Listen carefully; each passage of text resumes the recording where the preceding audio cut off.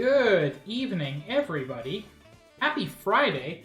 Welcome to stream. It is lovely, as always, to have you here. Max and Summer and Josh and Sabs, as well as any lurkers. I am so excited for today's stream. And let me tell you, two things are happening on today's stream. I'm practicing for my Balan Wonderworld speedrun, and Max is teaching me the lore of Xenosaga, and it is not the speedrun that I'm excited for. Shit, Paul has arrived. It's time to end stream. Jokes aside, welcome in, Paula. It's rad to have you here. Yeah, so let's do the thing. Let's do that thing. Let's do that thing. I'm gonna keep the music not too loud. Oh, right. I still got spooky background, and I forgot. Oh, I'm so bad at streaming. Oh, chat, I'm so bad at streaming. I'm sorry. I don't even have a pig in my pig.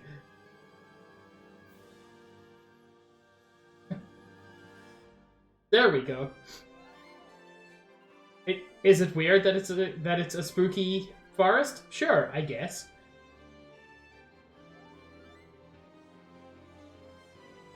But yes, the other thing I'm excited for is Max. Howdy. What'd I do? Howdy, Max. Did you catch my crimes? Yes, I'm also ignoring them because, you know, be gay, do crimes. You deserve. You know what, fair. I swing very hard in both directions on that one. Good. There is no on-screen chat. I apologize. I need to attempt to actually, time myself here. Are you apologizing to me or chat? Chat. Oh, okay. I was like, hey, I'm in stream. I can see them. They're visible. I know, but, chat can't see themselves on stream. And, you know, when time comes, if I upload this, no one will know what I'm responding to. Yeah, and it's way funnier that way. Yeah. Before you actually press the start button, by the way, let me know if you need to focus so I actually shut the hell up. Oh, I'll let you know. Because, I don't know this game still. I've only seen one segment of one level where you'd use, one very specific glitch, and that is it. Everything else I'm like, it needs. So it's like Sonic, right? Can you describe the glitch at all? It's the one where, you yeet yourself up onto a lamp. Yeah. Really yeet yourself. Yeah, there are a couple. That will be 4-1. I'm a butterfly and I just go into the sky. Yeah, that's just the only part I actually remember, and that's because we were doing that for 2 hours straight. Well, yeah, I'm less bad at it now. Hell yeah. Have a good lurk, Summer. Anyway, so I'm going to start in 3, 2, 1, go. Max, you can go anytime. Cool. I'm gonna try really hard not to get distracted by this game. Sure. Because I probably shouldn't watch it. I have plans on playing this at some point in the future because I did play a part in bullying you into playing this game the first time. May I advise you to try speedrunning it? No, to try speedrunning it. This game is best when you experience the least of it. I say that having played it for 90 hours. I can try. So here's the thing. I'll play it as far as I want to, and as soon as I reach my breaking point, you can go alright, here's how you skip the bullshit. It's a fun speedrun. It's a terrible game, sure. But it's a fun speedrun.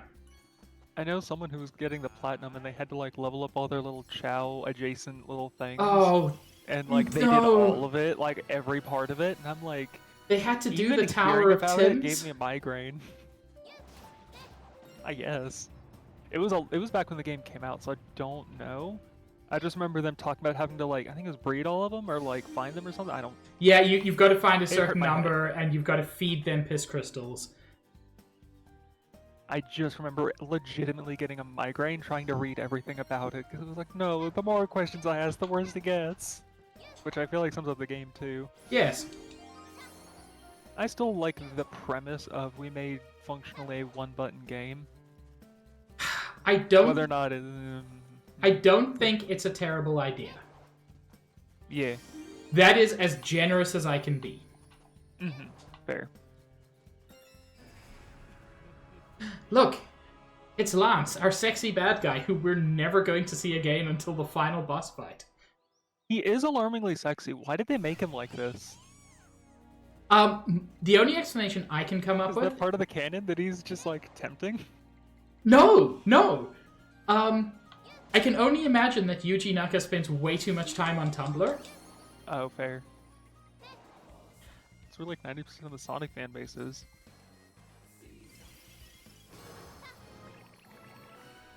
But yeah, Max... now. Yeah. Cool, ready you to learn can... about Xenosaga? Because this is going to get really weird really quickly. Hit me with it. Nice! I hope you realize we're going in, like, game chronology. We're not doing, like, timeline stuff. Perfect. Things will get spoiled really, really quickly if we do that. Yeah, so in some non-specific year, other than, like, we know it was before 2100 AD, there was a lovely thing that was found over in Kenya. Immediately the game starts off with like, oh, by the way, here's an unlimited power source. It was in the ocean, don't worry about it. That feels like something worth worrying about. And we immediately get into one of the most complicated things in this entire series. So, what the Zohar is and what it does. It is functionally unlimited power. And it serves as a portal between the upper domain of Udo and the lower domain of the human collective consciousness. We have not even played the game yet. This is a cutscene that dumps all of this in your lap. Oh my god. This is complicated enough it requires a graph. I can't hand you this graph. I'm just going to describe it for you. So, it's worth noting, I take back everything I ever said about Kingdom Hearts being complicated. Yeah, I was going to say, at least Kingdom Hearts starts off with like, what a fun little island, and we're going to go spawn with our friends, and this shit's like, have you heard of parallel universes? Yeah, so if you were to picture the entire universe, like, our world as we comprehend it, essentially, would be like the entire lower domain, right? Okay. Anything that is not explicitly the world and our perception of it is considered the upper domain. So, like, everything else, everything, it is batshit insane. And what the Udo is kind of like a specific pocket of that upper domain, similar to how the lower domain is like that. Does that make sense? Vaguely, yes. Okay. Imagine it's sort of like, not a Venn diagram, but like a series of circles. The universe is everything because that by nature is what the universe is. Inside the universe is the upper domain itself. And the that lower domain. Most things. Within the upper domain is the lower domain. Okay. And the Udo is a specific pocket of, I want to say energy, but that's still not entirely correct, that is also in the upper domain. Okay. We'll get into that later, because it gets explained a little bit better later down the road. But essentially just lots of energy, right? Normally, the Udo can directly connect with the lower domain. Sort of like, it can interfere with us, but it doesn't interact with us. Okay. Imagine, like, you know the kind of ghosts that just kind of, like, sometimes knock shit off and they don't do anything else? Yeah. About that level of, like, it can interact with us, but, like, no, it can't. Okay, yeah. What the Zohar does is functions as a portal between the two, and the problem with that is Udo could interfere with us, but as soon as we accessed it, energy just came pouring out of it pretty much infinitely, and that's why the Zohar is like an infinite energy source. We're basically stealing an entire universe worth, or an entire galaxy's worth of energy just constantly. But we don't actually know that right now. We were just told, like, here's what this thing is. Here's a weird shape. Then they took it to Toronto. They did a whole bunch of experiments. Hey, Max. Yeah. Out of curiosity, what shape is this weird shape? You know what? Without getting too direct with it, I actually don't know what I would call that shape. It's like a rectangle with two little triangle pointy bits on the side. Also, it looks a little Jesus-y. Oh, Kingfisher, stick it up on the corkboard. We'll come back to it later. It's like Xenosaga in a nutshell. Oh, hell yeah. Do you want me to read the sub-message for you? Hell yeah. I'm just seeing something about cool new stuff in Magic. Yeah, that's exactly what it is. Stick it up on the corkboard. We'll come back to it. Also, Pig, please wish me luck at pre-release. My favorite plane in Magic is back, Ixalan. Dinosaurs, Yo, pirates, Meteor Ixalan's back? vampires, mermaids, journey to the center of the earth. Oh, hell yes. Ixalan's all the fun stuff. I don't know a whole lot about Magic. I played back in 2004 and then never again. And I can never find my prefab deck. I know my brother played Slivers and I detested it because that shit had no counter back in the day. Yeah, it really didn't. Its counter was more Slivers because then you just both stack the same buffs and it's crazy. Okay, so the shape was taken to Toronto. Yes. Then they just did experiments on it. And then they kind of did a very cool experiment that broke everything and did a space-time anomaly that was basically as big as the planet, and everyone was forced to leave. Oh, neat. Yeah, they fucked up. They fucked around and found out. And then they all left. And then for some reason, possibly that exact same space-time anomaly, Earth was erased from all star maps and functionally couldn't be found anymore, and they renamed it to Lost Jerusalem. We're not staying on that. Moving on. Afterwards, the game actually starts about 4,000 years into the future. We also made a new time system, which is basically, we've got 3 time systems, right? We got BC for before Christ, AD Yeah. for Anno Domini, and then TC, which is after we fucked up everything. Yeah. Yeah, functionally, it's about 4,700 TC, which is just 7,000. Yeah, Oh, so Lord. we've officially colonized 500,000 planets, and we've connected all of them in an information spanning thing, labeled the UMN for the Unus Mundus network, or One World. It is not explained super well, at least not by this point. But essentially, any one of the Galaxy Federation systems across all the 500,000 can just connect and talk to each other. The mascot's a funny little rabbit with headphones, and I love him. Fun fact, the thing I was just doing has never taken me that long. I'll see if I can put a link. That might not work. No, it will. Hold on. Here's a bunny for anybody who's curious, I think. So bunny rabbit it with... does not actually render correctly. Dang it. Bunny rabbit with headphones. Yeah, he's just a cute little guy. He's just the mascot, though, for the, basically the intergalactic phone system. Yeah, it's oh yeah, this works perfectly. Don't ask why. You're like, okay, I guess I just won't then, game. Yeah, so we're in the future, right? And 14 years ago from the start of the first game, the Zohar's gone missing. There was a conflict on the planet of Miltian. Miltian? I don't remember. And unsurprisingly, another space-time anomaly happened. Just called the Abyss. And so, we lost another planet and also the entire Zohar itself. Neat. Yeah, it's not. It's bad. Because that's how we did everything. Yeah, that seems like an important thing to get back. It is. Wouldn't you know it, Pig? We'll get there, because but we found we made a thing, I guess, called Zohar emulators. They're like that, but shittier. But a lot of places are still trying to find the true Zohar for a million reasons. There's a religious cult that are oh yeah, if we find the true Zohar, we'll find the path back to Lost Jerusalem, the forgotten homeland of humanity. And we're gonna skate on by that because this game does that a lot and we don't have the time for it. But the same time the Zohar vanished, the Gnosis showed up. And for those who are familiar with various mildly obscure religious and or philosophical things, Gnosticism is an important part of this game. And, to be fair, Xenoblade as well. Well, yeah. Keep in mind how far back this is, though. But that's just why they're called the Gnosis, is the theming. You know how it is. But yeah, the Gnosis emerged 14 years ago. Yeah, they're on... humanity's almost extinct, because they they don't exist. That's a wild sentence, Max. Listen. So, do you want me to explain how this game explains why they're not real? Sure.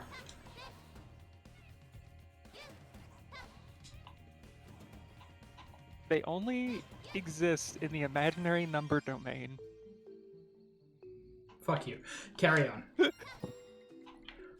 And so the only way you can directly interact with them is you have to bring them to the real number domain using the Hilbert waves. And as soon as the Hilbert waves dissipate, there you go back to the imaginary number domain. Oh my lord. I made Yep. a mistake. Carry on. Yep. In general, the Hilbert effect is it's like only used on spacecraft, and it'll drag an entire army of Gnosis out of this like limbo state. And they can spread like many thousands of kilometers. But you know who else can do that? Tell me. It's our darling Cosmos. Neat. She can generate them at least one entire astronomical unit, which is 150 million kilometers. So that's pretty neat. Yeah. She's cool. I like her. But we'll learn about her in a second. But yeah, so the Hilbert effect just like forces them into reality so you can kick their asses. If you don't do that, you cannot fight them. You'll just phase through them. They can still interact with you though, because of the same Udo, like, they can interact with you thing. It's weird. Yeah. Vector Industries, the place you work for, has been working on like weapons that can create the Hilbert effect and a more localized thing. They've also been directly trying to fight the Gnosis, but like, humanity's almost extinct for a reason. Yeah, one of the weapons is actually Cosmos, and the other thing they've been working on are Raolians. Again, my pronunciation is going to be off because I've not heard the dialogue in this game in 20 years. But these are... The game describes them stupidly.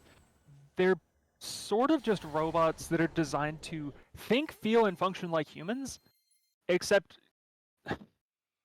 Here's the thing with them, Pig. They specifically programmed in like a really super advanced AI, and then they also programmed in specific memories based on the person they were modeled after. Oh, why? And then they suppress one of those, depending on their function. That seems like intentionally making problems for yourself. Also, hi, Nikki. Nikki, very cute. Yeah, so there's like different types of them. Designed to suit various needs. I'm not talking about some parts of this because it gets really weird and gross for no reason. We're moving past that very quickly.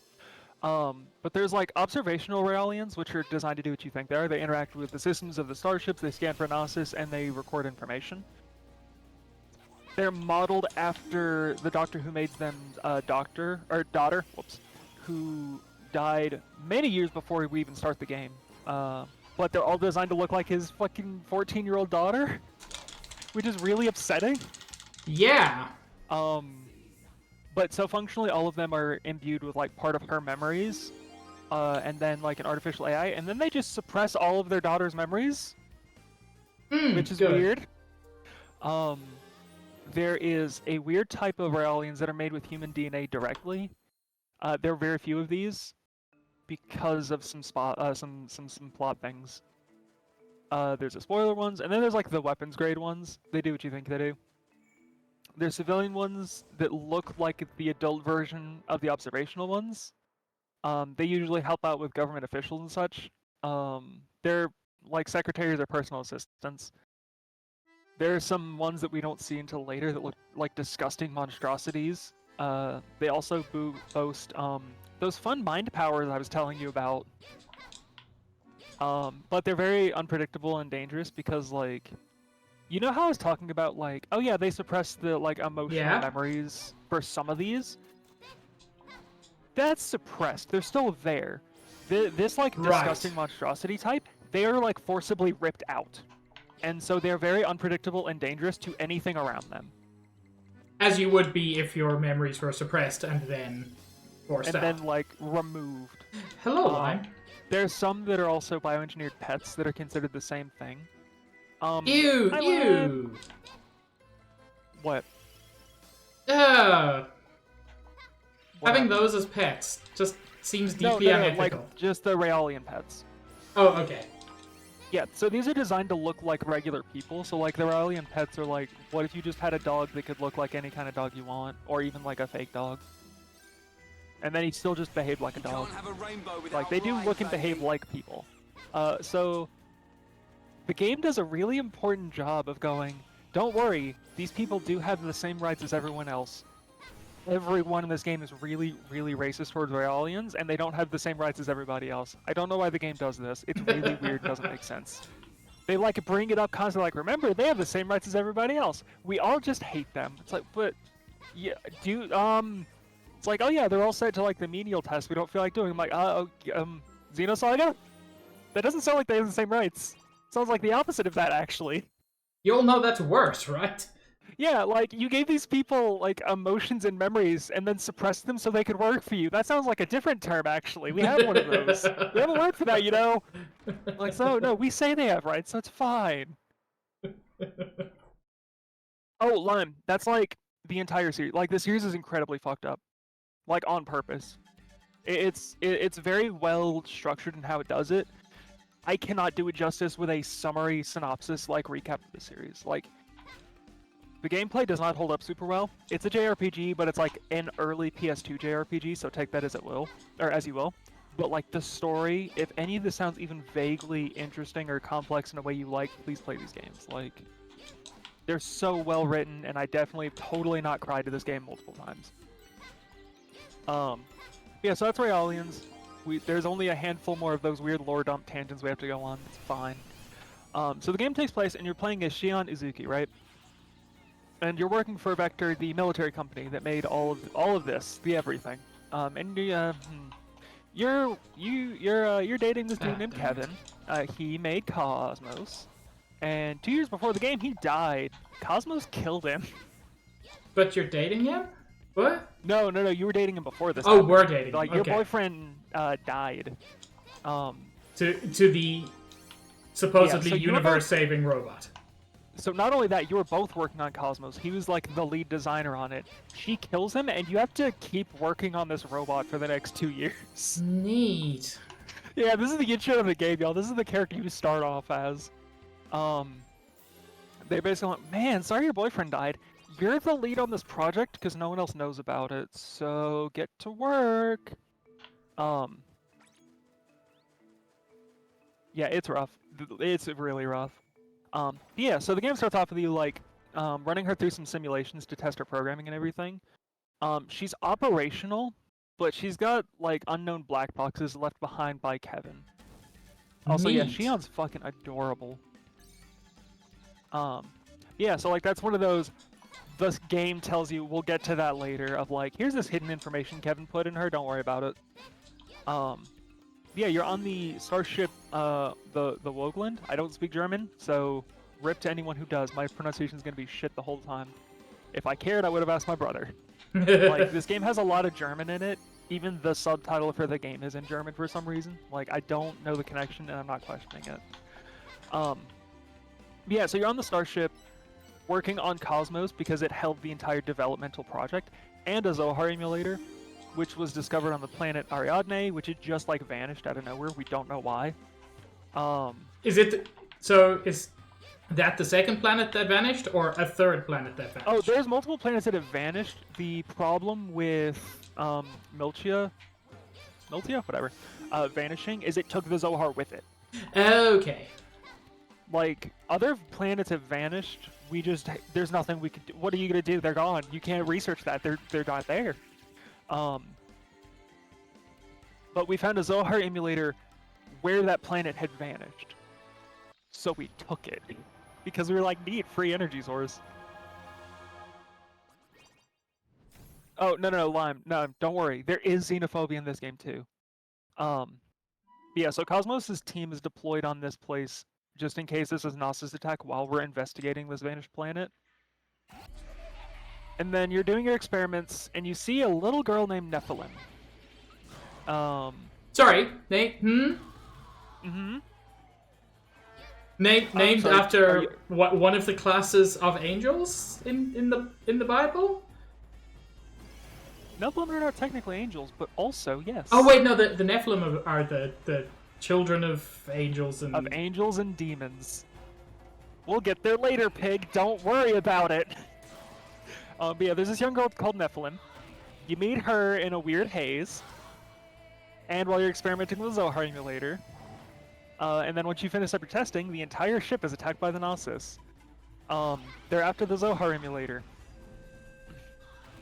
Excuse me. So what? It's also partially orchestrated by the UTIC organization, which we finally get to talk about. There's that lovely, I want to say religion, but that feels disrespectful. There's that lovely cult that like worships the Lost Earth and Yeah. also the Zohar. Their military branch is called UTIC. UTIC. U-TIC. This game has a lot of acronyms that look like they're written out just to make a vaguely pleasing sounding acronym. Okay. It's awful. So I will just be using the acronym and not their full last name because it's stupid. Yeah, so you meet operatives Vanderkam and Cherenkov. You know, like the radiation. Yeah. They're here to steal the emulator. The thing that happens when something travels faster than light in a medium. Yes, it's my favorite kind of radiation because it's pretty. Yeah, so this is also where we get to find out what the Gnosis actually do to you. If they touch you, you are now infected and you will become a Gnosis if you live. And if you don't, then you don't live and you just become a pile of salt. They don't even have to hurt you. They just touch you. And you are now just condemned. Wait, okay. Please tell me that that is confirmed to be what happened to Lot's wife in the Bible. Yes. Okay. I mean, in the game, I don't know. Like, as far as, like, canon's concerned, sure, why not? We got Gnosis. No, I think it's supposed to be a reference to that, though, because this game does that all the fucking time. Like, constantly. Yeah, so that whole thing's going down, and obviously you're the fucking main character. So Cosmos activates because it's her job to kill these fuckers, and Shion nearly dies. Like, she gets grabbed. Oh no. And Cosmos goes like crazy. And then Cherenkov also gets grabbed in the same encounter. And then the Federation lieutenant, like, tries to interrupt you and, like, gets in the way, like, gets in between you and the Gnosis and is like, no, we'll send the Realities after her. And Cosmos goes, Shion is in danger if I let this happen, and kills him, and then kills the Gnosis. And she was like, what the fuck was that? Why did you kill him? And she was like, it's important to save you. So Shion has a little bit of a breakdown about that, because she's just like, you just killed a military officer. And I'm responsible for you. There are implications here. And Cosmos has no shame in doing what she's programmed to do. It's great. Fuck him. Yeah, the lieutenant's name is Louis Virgil. Virgil, is he? Mm-hmm. Okay, so what I'm getting is that Xenosaga could also just be called Reference the Game. Oh, no, Pig. If it was just references, I'd get pissy about it. These are intentional. Every single one of these is intentional. That's better. Every single individual reference is by design, and it's why a lot of people really like to dive really deep into these games, and why Xenoblade is the way that it is. Which is more refined, because this game is so overtly that, and Xenoblade's way more subtle with it. Yeah, so she wipes out the Gnosis that are attacking them, but like the Gnosis do escape with the emulator, and the UTIC operatives also leave, except for Cherenkov, who joins your group because he got touched and is like, ah, fuck. Might as well. They all get rescued by the Elsa starship, except the way this happened is not described super well in this page that I'm staring at, but I know how it actually happens. Okay. Cosmos is basically like, everyone get in the escape pods. I'm a robot. I'll just like fly out there. And like, you want to know how our lovely Cosmos gets onto the ship Elsa? Yeah? She lands on the windshield like a fucking bug, and she's like, I will break this and throw all of you into the vacuum of the space if you do not let me into this. We love a girl boss. I absolutely, like, there's no reason for that. She's so excessive and I love her. So we're getting up into some things. How many like future spoilers do you want to know before we get to the spoiler part for characters that we're introduced to? Because there's some funny things I get to just say in your face. Say them. Cool. So one of the things that also happens is like Shion during this entire thing is like still freaking out over like Cosmos will and won't do, right? Shion straight up threatens suicide to see if Cosmos will stop her. Oh. Just like bonks on head, is like, fucking stop. And it's just like around this time that happened. So they're on the Elsa ship, right? And they were investigating the ruins of a different starship from the Kukai Foundation. That goes on the corkboard for later. But they encounter a mysterious boy named Chaos, and his name is never capitalized. It is always all lowercase Chaos. He's a dude with white hair who is weirdly powerfully magic and can just destroy Gnosis with a touch. Nice. He's one of your early party members. He uses like all holy magic. Hey Pig. Yeah. He's Jesus. Oh. He's straight up Jesus. Jesus is in your party. That's good. You do not find this out until later, but like he's just Jesus. Like, technically speaking, he's not Jesus. Chaos is Joshua, best friends with Jesus, who performed miracles for him. Okay, but he's But Jesus. like, that's just Jesus. Like, Jesus' name was Joshua. Yeah. Jesus allegedly performed miracles. Which part of this makes Chaos not Jesus? Yeah, so he's your party member. He hangs out. He's immortal. He has never aged. And again, he can kill the Gnosis just by touching him. It's weird. This game's great. This game makes me laugh so much because, like, when you have all the context, it's comical, but like the story is still so beautiful. Yeah. But yeah, so you're on the ship and you realize Cherenkov's been touched and will turn into a Gnosis later, and you just deal with that. You just go like, okay, that's fine. We'll let him live then. And so you all get escorted to Second Miltia. Miltia is the planet that disappeared, and this is like another one. Miltia is the place that vanished 14 years ago in the conflict. They made a second one that they kind of just treat as the new. I want to say it's like your hub world, but that doesn't fit for how the game plays. But it's basically like we made a third Earth because we keep fucking up. Oh, neat. By the way, also for anybody who's wondering, I forgot to download the thing that cuts out load times from Balan, so I can't submit this no matter how good the time is. Because yeah, you're gonna have to go back and like readjust it to get an actual estimate on how you did. Nah, I'll just do another run for actual fair. time. Yeah, so Second Miltia is a place they just like went through and terraformed. Really relatively close to the first Miltia. As it would be. Yeah, I mean, nothing bad's ever happened from going, man, this place burned to the ground. What if we build a second place on top of that? Oh no, that one burned to the ground too. What if we build a third one? Anyway, the most difficult jump in the game is coming up, so I may just need a second. Nah, I messed it up. Yeah. I knew as I was doing it. I counted to 4 instead of 2. Carry on. Nice. Also, I hate that feeling of like, yep, I know in fact that I messed this up, and now we have to do everything over again. Abyss Watchers. It's fine. Here's the thing. I just make all my mistakes today instead of tomorrow. Yeah. I also love the idea of submitting a speedrun playthrough where it's also narrated by me talking about Xenosaga for 4 hours. Well, I was sort of hoping to be able to submit that. Don't worry, the next one you can do, I can cover the rest of the second act and the third one. It's the funniest speedrunning bit in the world. All Balan speedruns must be accompanied by plot synopsis.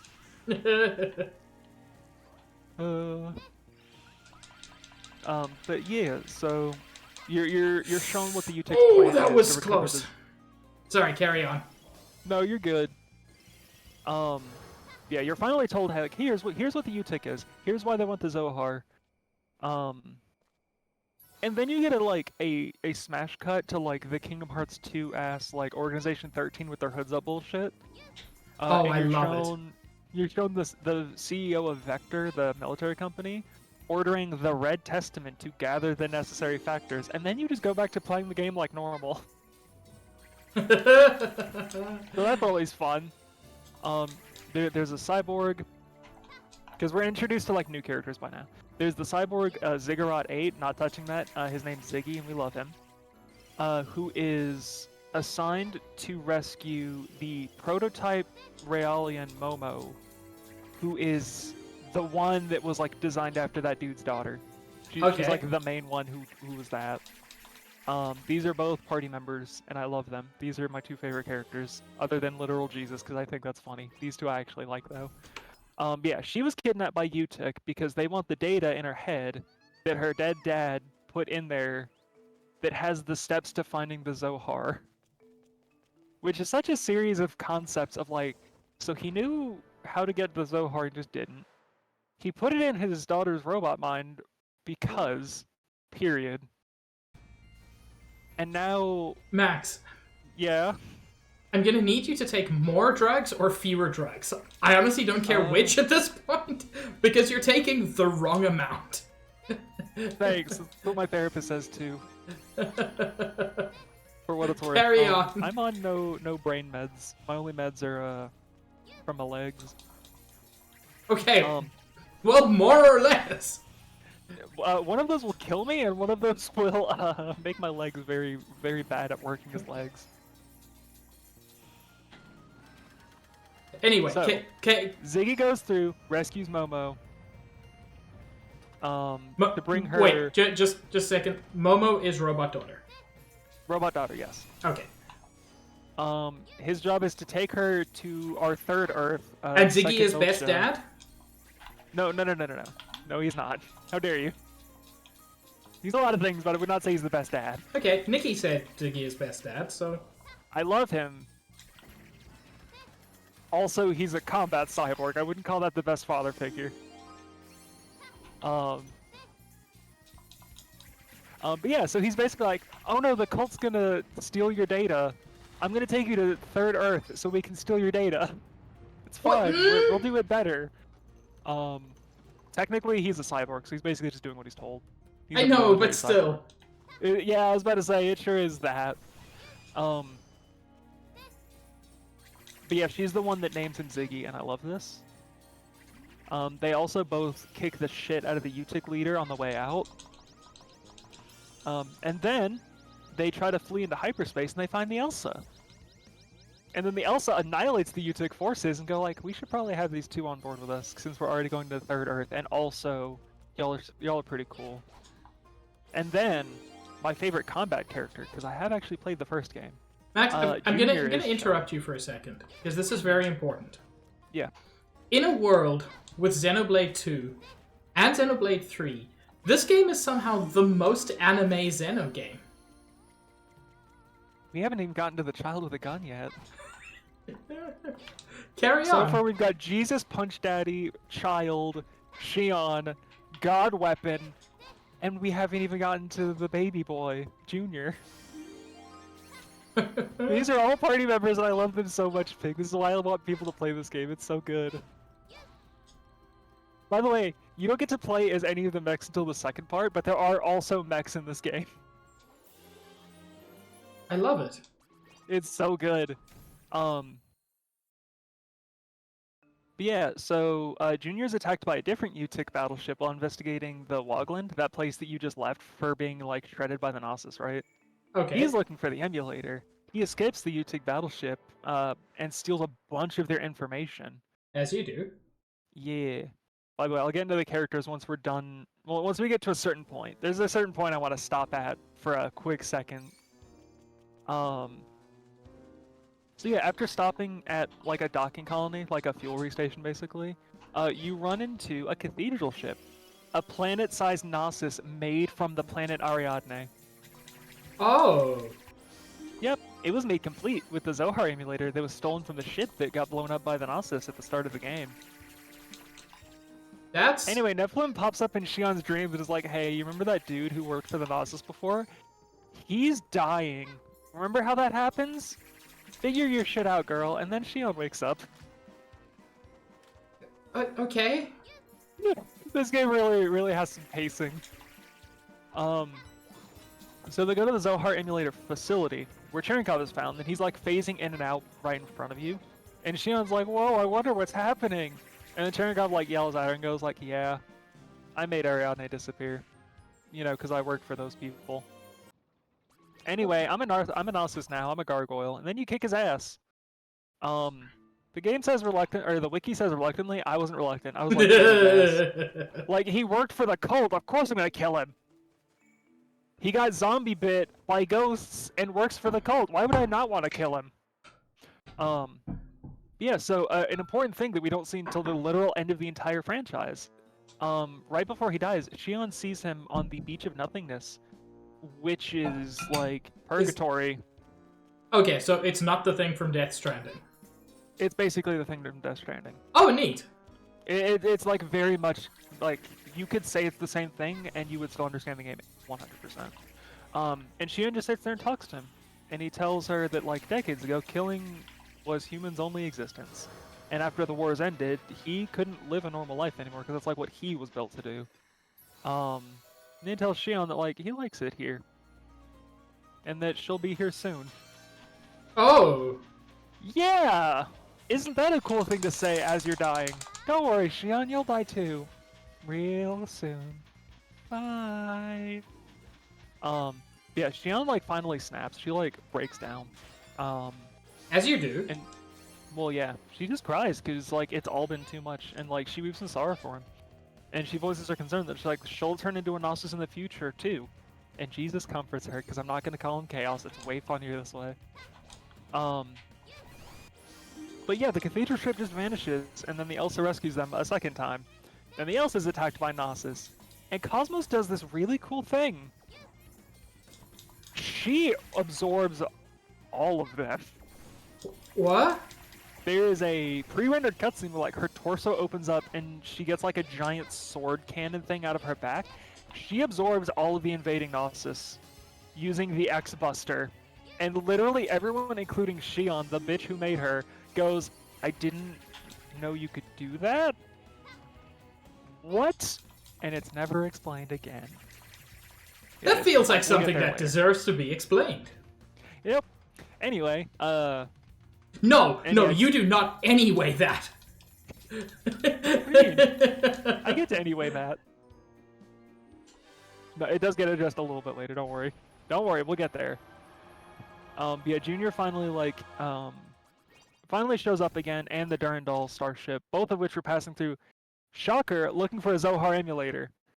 You get the recurring theme here? Remember how you were like, isn't the Zohar something important in Xenosaga? Way back when you were playing your Xenoblade on stream? Yes. It's literally everything. Junior takes the emulator from the destroyed cathedral ship because Cosmos just fucking nuked a planet. And he was like, neat, I now have 12 of these. But he also explains that, like, oh yeah, they only contain a fraction of the power used by the Zohar that's trapped on Old Milchia, so we don't have confirmation on that now. Okay. And then Junior goes, hey, look at this person. This is Betty. She's half Gnosis. That's a thing? Here's the thing. So she's dead. Like, okay. Oh. I have to redo this transformed and like not half salt, and that kind of confuses the whole process. But she is dead. The only reason she even has a name is Junior was like, I found some of her stuff monogrammed with a B, and I didn't feel right calling a dead woman by a code name. Okay. So there's a lot. Yeah, but Junior's cool. He's also an actual just baby child. He's 26, but like there's a whole thing about like he always looks like a child. Baby boy. He is actually one of the oldest people that you really interact with because of how this game works. But like he's really cool. I like him. He's a rogue type character. I like him. But we get to actually talk about the characters really quickly. Because I just dumped a lot of these on your lap, and we haven't actually learned about them, just that they exist, and here's what they've done so far. Shion's the scientist. Her ex fucking died from Cosmos. She did all that. We talked about her a little bit. We haven't actually talked about Cosmos, though. No. She's cool. She is an android robot who is designed very specifically to fight the Gnosis. She is given an AI, in that she's not technically a real person, but like, yes, she is. Look at her. Okay. I love her. She's got a simulated personality. But she does also like constantly tell people she's a robot. She's like, nope, I work for humans. I am not people. I am only here to work on logic, probability, and to do what I'm told. Her main do what I'm told is unconditionally protect Xion, though. Like, that is one of the only things she does consistently. Ba-dum-bum-bum. And she is one of the only things, if not the only thing, I don't remember, that contains the UMN stuff, the phone system. Oh, yeah, yeah. She just has one. Like, she is a phone. Oh, neat. That's a convenient thing to be. It is. It also... You remember that time I said she was a robot? Yes? Cool. I kind of lied to you. Because her data structure duplicates that of a human brain. And a good chunk of the series is her going, I'm just a robot, I only behave logically. And then she does a fucking Vulcan thing of just like, oops, here's emotions, you didn't see that. I'm sorry. Is she sexy Spock? Sorry. Spock? Hmm? That's just Spock, what do you mean? Is she Lady Spock? There you go. What I love, I mean, yes, first of all, like, actually, that is an apt comparison. You all got games on your later, I Cosmos? promise. Yeah, I got Flappy Bird on Cosmos. How's the port? There's like a whole thing of like, oh yeah, she'll express emotions when she thinks it's necessary to, because she's programmed to, and I'm like, that's what humans do too. Their Yeah. brain goes, this seems like the proper emotion, then does it. Just so fucking stupid. This game goes back and forth on some things, which is just weird to me. Also, would you like to know some fun things about logging into Cosmos? What is that sentence? I said, listen, I don't know what to tell you. Sometimes you gotta log into Cosmos. Chair, hello. Hi, Chair. We're logging It's into wild our in here. girlfriend so we can play Flappy Bird.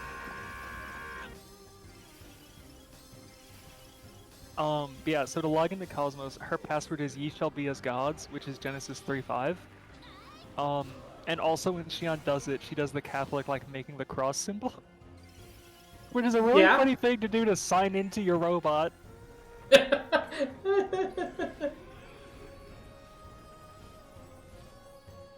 I love it so much. Just so very much. Ooh. Do.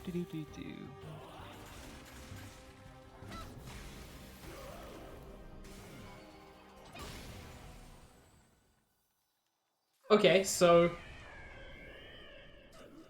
you log into your robot to play Flappy by Bird. quoting the Bible.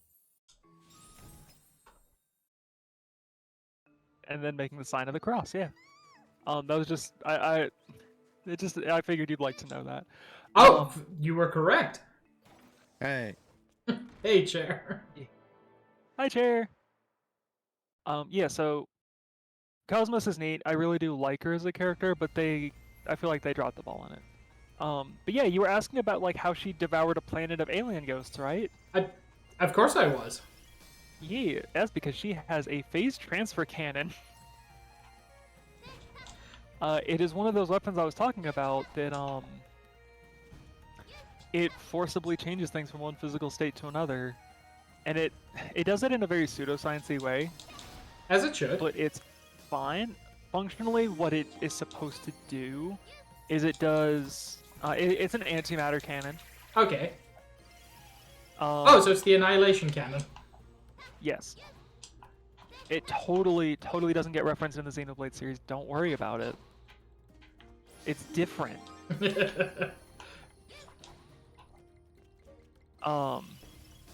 Yeah, part of it's that, part of it is one of those black boxes that Kevin put in there. Yeah. Is just the X-Buster, which just allows her to absorb Gnosis as well. And it makes her a super fighting robot who can absorb the powers of defeated Mavericks. Yeah, she's Mega Man. Specifically X. You did say the Yeah. X-Buster. Yes. Ironically enough, she does turn her right arm into a gigantic rifle cannon. So. Oh, okay. So she genuinely is. Yeah. She's already blue. It fits. There's also a weird thing that kind of doesn't get explained super duper well. Sometimes she has blue eyes, and then she starts behaving like a human and like stops speaking robotically. And then she's more powerful for a while, and it only happens when Shion's in extreme danger. And she does not know about this. This gets touched upon in the last game, but that's just a thing that happens. Sometimes she's people. It's great. You remember how Jesus is in your party? Again, a wild sentence, but yes. Yeah. Hello, Stitch. Would you like the sequel spoiler to My Best Friend Jesus the Christ? Sure. Cosmos is Mary Magdalene. What? Yeah.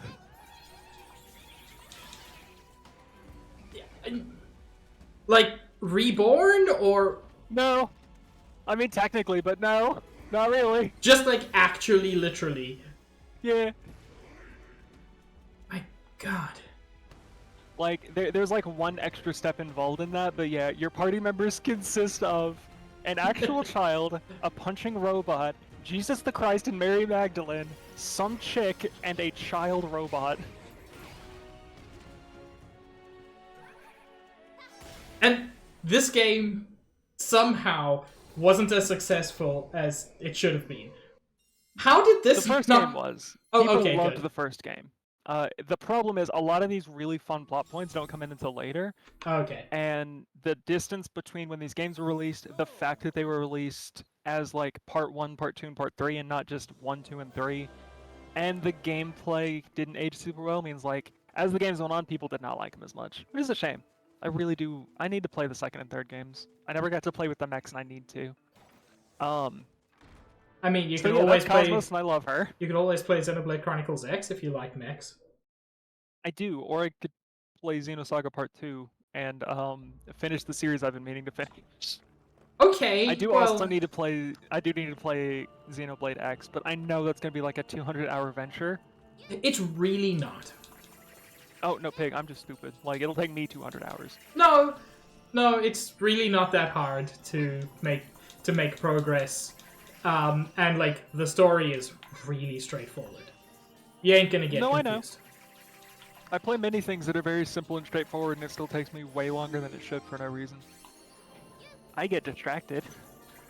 Anyway, here's the time when RNG can potentially fuck me up. Just by the rings? No. No. So you're a few seconds behind, which makes sense. Oh, gotcha. These monsters that appear, you need to kill them all, but which monsters appear and where they appear is random. And there are several patterns. Those look like tiny versions of the final boss of Kirby Star Allies. Back to Jesus. Yeah. Yeah, I told you about Ziggy. He's really cool, but I guess I'll talk about him more, but I just, like, I'm not super interested in him. Yeah, he's a cyborg, i.e. he was a person before he was, you know, part robot or anything. Oh, okay, so he's Dragon Ball Android. Dragon Ball Z Android. Yes. A lot of his plot's done in, like, side games, which is nice. I do like that they keep those relevant. Also, hi, Stitch. Excuse me. I'm trying to drink water because I am talking a whole lot more than I expected to for some reason. But yeah, his backstory is really sad. He does die. He does absolutely die. But he comes back as a cyborg, and it's a whole ordeal. I'll probably talk about it later entirely, just because like there's some things in here you're not supposed to know about. But yeah, his name was Jan. He used to be a cop. Then some shit went down. He died, and then he came back, and he was pretty much immediately conscripted for use in law enforcement. And he went like right back into like, yep, I'll just follow orders and do whatever. Up until like the plot happens, you actually kind of like see him, and you kind of take him down an interesting life path. Is Jiggy our exception to ACAB? No, technically, but that's because he stops being a cop. I thought you said he went straight back into law enforcement. Yeah, that's how you meet him. When he was going to rescue Momo, it was for the cops. Oh, okay. But then he Like, became part not of the a plot cop. of Xenoblade is you guys going, oh, it's all fucked, bye. So, like, he's an exception in the sense that he stops being a cop. Okay, that's fine. Yeah, he's really punchy. We love reformation around here. We do. Wait, a punchy robot? He's a punchy robot. Yeah, he Is got this metal Chrono fists. Trigger? Ooh, Robo was my favorite, like, party member to use. Love that boy. No, by the way. Although I do love that Robo's theme is absolutely Rick Astley's never gonna give you up. Oh, yeah. Oh, I'm sorry. Nikki's right. He punch and kick. Very important information. Yeah. Again, these are all, like, your party members do combat, which is just hilarious. Momo is functionally a 14-year-old. He's the prototype for, like, the Raelians everywhere. And that dude's daughter. And that dude's daughter, yeah. She's very much the archetype that you would expect her to be. She's very kind and she's loving and she cares about the people around her and she's got a pure heart and she's soft-spoken. You know, as you do. Boop, boop, boop, boop. Let me pop over here. Damn it, I missed a thing. I already told you about her whole dealio with, like, weirdness. She uses a bow, and I love that for her. I love a good she's bow also user. designed specifically as a recon unit. And she can, like, detect the usage of, like, ether, which is, it's magic. It's I know brain ether. magic, but it's magic. I've played Xenoblade. I know ether. Well, I didn't want to get mixed up with ether, like the real-life chemical. Yes. Or luminiferous ether, the non-real life thing, but still. Luminiferous sounds like the world's most redundant glowing, and I want it in my life.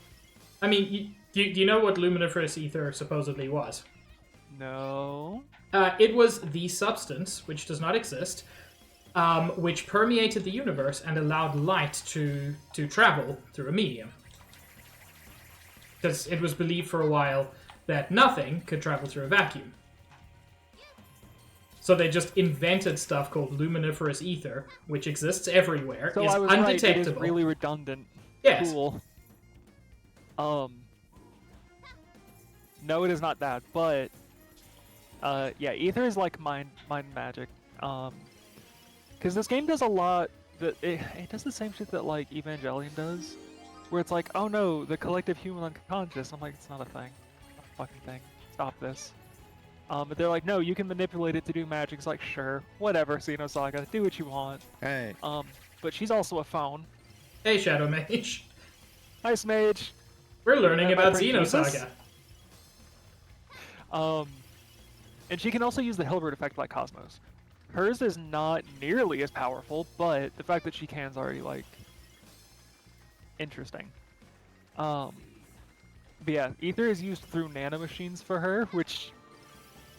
Here is a sentence, because this game uses nanomachines a lot. Sorry, I lost track of who we're talking about here. Momo. We're still talking about Momo. Okay. Momo is also a phone and can also do the Hilbert effect. She's just not as strong as Cosmos in those. But to make up for it, she has the ether, which she uses via nanomachines. Also, even in her description of like her abilities and stuff. Oh, that's a problem. Oh, that's a problem. Speedrun ruined. I can't even tell if you're right or not. No, it is. I have to redo the whole of this level. Oh god, that's fucked. Trom, yeah, this game's a whole lot of what the hell is going on. Smage, I need you to understand, I opened up a call with Pig like, hey, did you want to know a spoiler? Pig was like, yeah, of course. I was like, cool, your party member is Jesus. So, like, get ready for a different plane of existence, because we're going to the Udo. But yeah, so she cares a lot of weirdness about Sakura, the dead girl she was modeled after, because, like, for quote unquote no reason, she also has like a weird affinity for music and stuff. She can also magical girl transform, kind of. Wait You a find second. specific spells. Is she prototype Poppy? Yeah, actually, that's like exactly what she is. Neat. Yeah. I like her a lot more now. She's a sweetheart. She just wasn't super interesting to me personally. But yeah, she has like a really basic transformation, and then she has one that's like actually a whole ass. She gets like ribbons and shit, like anime girl ass magical girl. Oh, hell yes. But you have to find these. She doesn't just learn these spells. But like that's her deal, and I like it a lot. I think it's neat. Yeah, she uses bows and sticks to hit people. I think we're only missing Junior now. There he is, because his full name's fucking exhausting. Oh. Yeah, local 24-year-old is in fact the commander of the Durandal starship, and the co-director of Kukai, who we've talked about before. I love him. He is incredibly ridiculous. He's a shooty boy. Oh, okay. Trump, for clarification, it's a weird affinity because she's a fucking robot. This is the end of the speed run. Oh no. Yeah, it was just it was like a full fuck up there. It's time to start Well, that's again. infuriating. Yeah. Yeah, Junior's basically the perfect person. Oh. It's like, oh, he's perfect at math and knows a lot about chemistry and history and linguistics and literature and physics, and he's politically savvy, and he's a great decision maker, and he dual wields guns. Nice. And he's empathetic and friendly, but has little tolerance for cruelty. And it's like, oh, okay, he's just everything then. He's called the perfect man, thank you very much. I would agree if he didn't look 12. Not into that. Just give me a second. I want to see if I can do the auto timer. Keep talking. Oh, okay. You said hold on, so I want to make sure. No, I just mean, like, I'm not going to start quite yet. Yeah. So, I'm going to leave a little bit of mystery here, but this line really wraps up Junior and why I adore him so much. Junior's easygoing attitude masks his emotional trauma and guilt. He feels that he abandoned his siblings. Gotta love it. Yeah. He's great. I do love him a lot, though. Yeah, so that's Junior. He's really cool. He's just also, if anything important happening, it's like him or Cosmos. Okay, good. So you now know the party. I would describe Jesus more, but like legitimately, his whole thing up until you find out who he is that you don't know who he is. As you would expect. Yeah, so it's like, oh, he's got this weird magic, and he's the only one that can kill the Gnosis without any help. And he's weirdly immortal and doesn't age. And it's like, well, that's weird. When do we get to find that out? Later. Don't worry about it. He doesn't matter. But he is like super chill and really laid back. He also like doesn't really act a whole lot. He just kind of like sits down and like absorbs everything. He's like, okay, I understand the situation now, and then just moves on. Good for him. He's like the concept of like learning without any action behind it, which infuriating. Yeah. Especially when you were literally Jesus the Christ and you decide, no, I don't need to help these people. I'll just watch. Close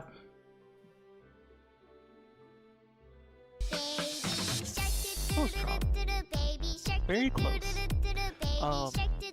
Yeah, so the reason I went through the character list right now is Nikki just got a baby shark. Hell yeah, Nikki. Sorry, carry on. No, that's fair. That was worthy of interruption. But yeah, so Junior takes him back to the Kukai Foundation. This was after Cosmos ate a ghost planet. And Junior was like, oh shit, I've got 12 Zohar emulators, finally. The Chaos Emeralds. Just so we're caught back up, because we did take a character discovery break. Yeah. So he takes him back to the Kukai Foundation. We're introduced to Gaignan Kukai, the co-runner of the Kukai Foundation, along with Junior himself. the Federation puts charges on the Kukai Foundation for the destruction of that first ship you were on, the Wogland. Okay. Because the Utic officials are insiders in the Federation and manipulated everything. And then, yeah, so you're being framed for blowing up that ship that got attacked by the Gnosis, by the people who used the Gnosis to make you look bad. So, in order to prove your innocence and avoid being framed, Xion enters Cosmos's brain zone called the Encephalon. It's Greek for brain. Okay. No, this is fine. So it's, imagine a VR headset that you can't really leave, and also will physically harm you like the Matrix. Okay. Yeah. Also, it's closer to lucid dreaming. You just also put on a VR headset, but like if you close your eyes, you're still in the Encephalon. Okay. This is all going fine so far. Yeah. Somehow this is still like not the worst thing that's happened. But yeah, so you're basically going through Cosmos's mind, except the weird thing about the Encephalon is like you also relive Xion and Junior's childhood memories. Okay, no, and you see this the continues to be conflict. Good. And then also you see Nephilim once more, who calls herself the moderator of time. Big words.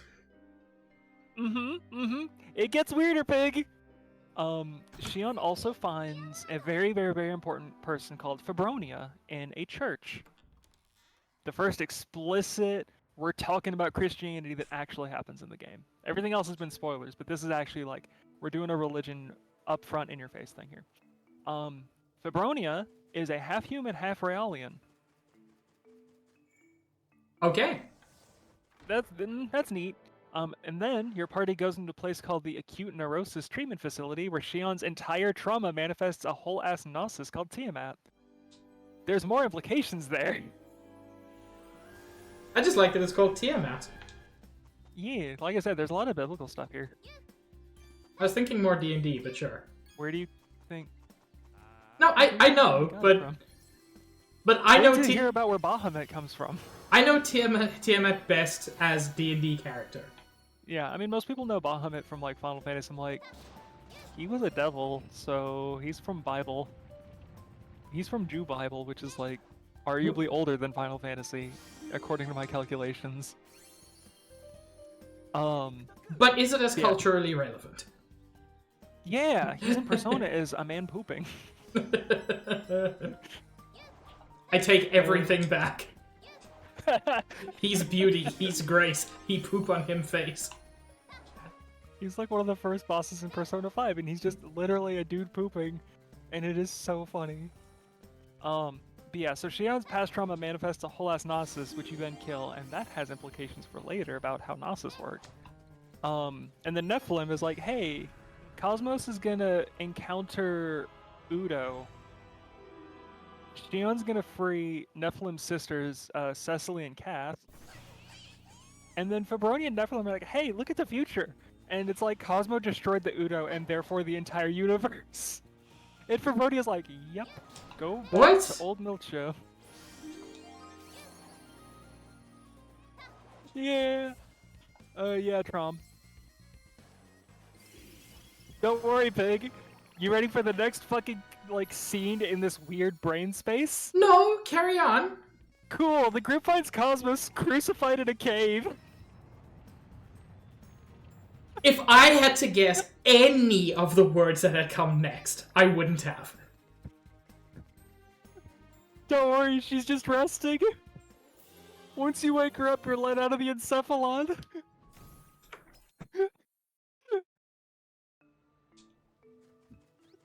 Gold split by 0.1 seconds, baby! What a sentence to have right next to a 0.1 second gold split. Oh my god, I love this game so much. Like, I don't think I've been able to predict a single word that came out of your mouth.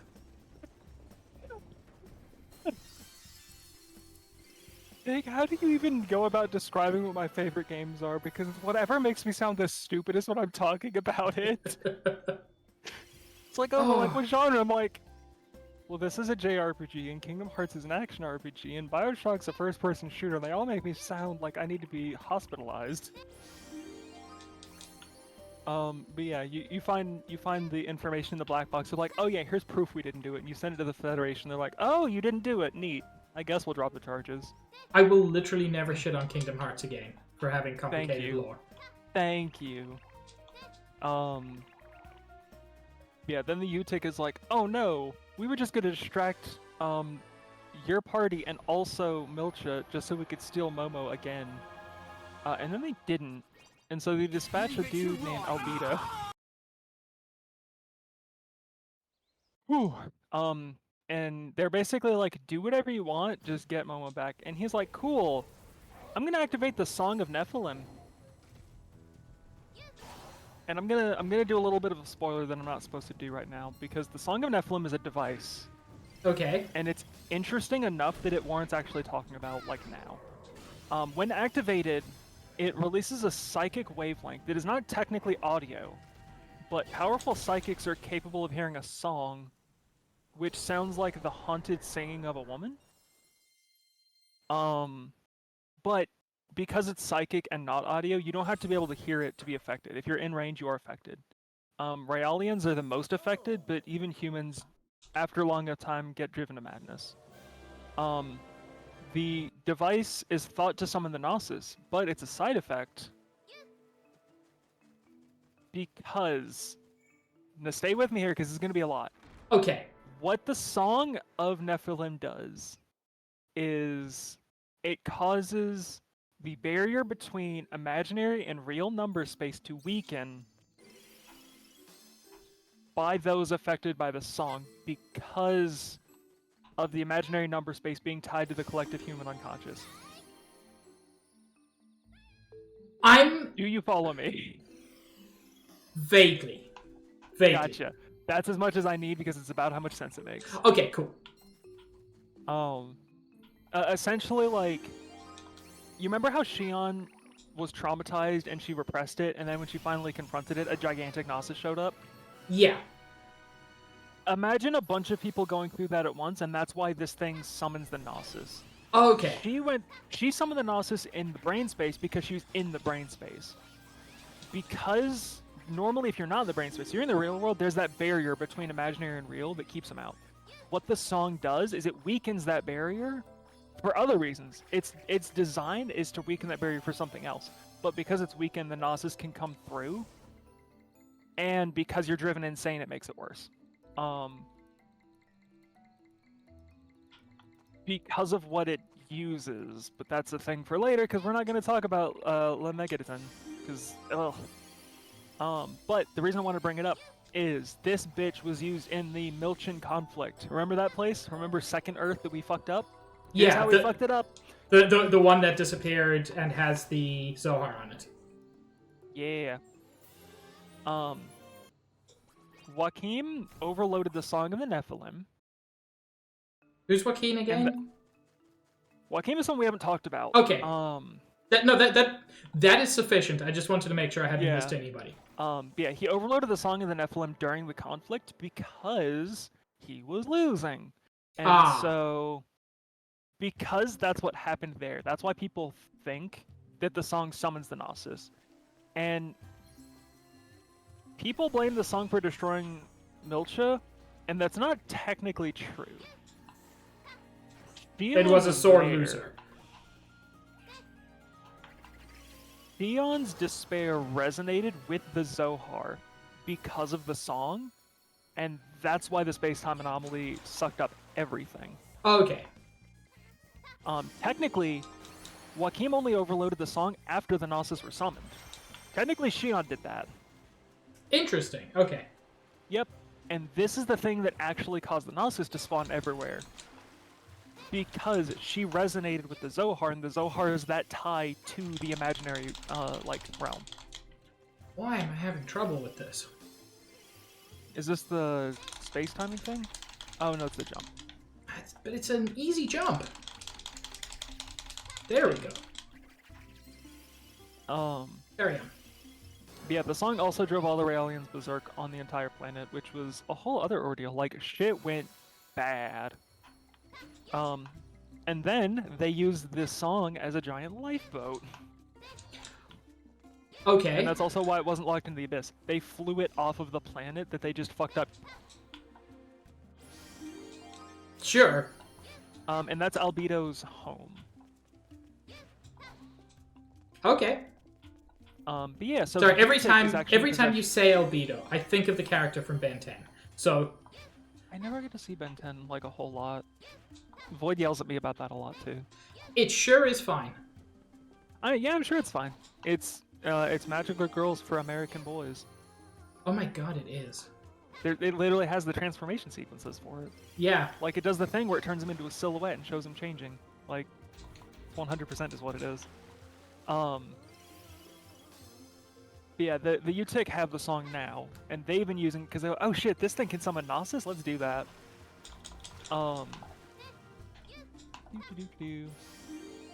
Let me close that out, because, like, that was a whole ordeal, and I'm pretty sure part of that's covered when you go into Shion's mind. But only part of it. That's why I was like, we need to talk about this real quick. Yeah, so they use it to attack the Kukai Foundation. They go, oh, well, we're just going to summon Gnosis, and you're going to give us Momo, and you're going to stop. And then Cosmos uses the Hilbert effect so that you can actually like attack the Gnosis everywhere. And the party proceeds to flee, and you leave, but Albedo does get his hands on Momo and brings her onto the song itself. He also tries to intimidate her enough that she faints so that he can steal the data on where Milcha is. Okay. And then... Because that's all in her brain. Yes. Here's the thing. So the model... So Momo is the prototype for the Model 100 Raolians. Before her was the Model 99s. They're called Kirschwassers. This is important because she views them as her sisters, like all of them. Okay. And all of them adore her, but they're jealous because, like, obviously... She's the finished similar to product. her in that they're still partially made from the memories of Sakura. But, like, this one, like, Momo was intentionally built that way. And so, like, the professor that made her obviously loved her more because she was the closest approximation to his dead daughter. Yeah. And so, yeah, like, that all all the makes sense to me. Kirschwassers were also jealous of her, but they still, like, cared for her very deeply. They didn't resent her, they were just jealous. Albedo kills every single one of the Kirschwassers on deck and tosses them into her chambers. So, the vibes I'm getting are not entirely good. Yeah, I don't think he's the coolest cult leader right now. And so, like, she leaves and she finds him sitting on his throne, cradling the corpse of a dead Kirschwassen, sorry. And then he snaps her arms off and tosses her to the floor. I have several questions. Yeah, what's poppin'? What the fuck? Yeah, he's literally sitting there just, like, holding a corpse. Momo walks in after he's thrown, like, 50 corpses in her room, and he sees her, rips the arms off the corpse, and then throws the whole thing on the ground. Was like, nice, well, come on in. Except he doesn't do it that sanely. He starts ranting about how humanity is worthless and that all art and culture is just delusions. He says humanity's efforts are all just a form of terror management, serving as a distraction from the inevitable death. And then he saws off his own arm with a knife? Ooh. Yeah. And then his arm grows back. And then he chops his head off and, like, holds it, or he lays it on the floor, and then taunts her from the floor, and then his body crushes it under his foot, and then he just grows a new head. And Momo, the 14-year-old that she is just, like, sobbing in the corner, like, curled up in a ball, freaking the fuck out. Which is the appropriate response. Yeah, I'm gonna be honest. I feel like as a 26-year-old, I would also do that. What the fuck? I don't think I can imagine 50 of my own corpses being flung at me before that happens in front of me. And she's basically just sitting there, like, crying because she wants Junior to come save her. And then she faints, and he just starts, like, absorbing her mind to try and find the data. Wasn't that cool? Wasn't that a fun cutscene we just got to sit through, everybody? Yeah, that's... It is, like, keep in mind, this is with like PS2, like this is an early PS2 game too. Imagine those models and those animations making this freak out look way more manic. Yeah. It's awful. It is, because he's like shaking, like clutching his head and like freaking the absolute fuck out the entire time. It is wild. Like I said, the storytelling of this game is really well done. Then they use the phase transfer cannon, the party does, to bring the song into real space. Yeah, same chair. Same. Xion and the party use the song, or use the cannon, bring the song into real space so they can actually walk into it. Then they kick Albedo's ass, which luckily means like he only has fragments of the data for where Milcha is. And then, this might sound familiar, Blue Testament appears and demands that the party go back to old Milcha. And then the song deactivates. Sure. Okay. That is now 2 testaments we've seen. Okay. They're both colors. They're both Organization 13 ass motherfuckers. So the first one was the Red Testament, right? Yes. Okay. But yeah, so Albedo has one last goal, and he uses the data that he did get to summon Proto-Merkaba, which is a space station created by Joachim, if that sounds familiar. Wait, Joachim was a bad Joachim dude was from the dude earlier? that blew up Milcha. Yeah, overloaded the song. Yes. He made a space station in an attempt to destroy Second Milcha and the Kukai Foundation. Because, you know, if you've got a super weapon... Why not use it? Yeah, he uses the data to find that, and then decides to methodically destroy the Federation fleet in the region, and starts charging up to destroy Second Milcha. You know, this does not actually... A man's gotta have hobbies. Yeah. Listen, space is lonely, okay? You gotta find something to pass the time. Sometimes that means destroying Third Earth. You know, because just having 2 destroyed Earths isn't, like, kosher or whatever. Ooh, that's never happened to me. That's a problem. Carry on. Okay. I was like, does this warrant a pause? No! Yeah, this is weird, because this does not work according to the plans of UTIC, but Blue Testament is like, no, it's fine. Hey! Also, you get to find out, hey, guess who Blue Testament is? The Knights Templar. Close, it's Virgil, that dude who died earlier. But he's dead! Mm-hmm. Wait, I'm sorry, I played Xenoblade Chronicles 3. I can say nothing. You know what, you are so right. But he's dead! Yeah, pig, yeah, he is.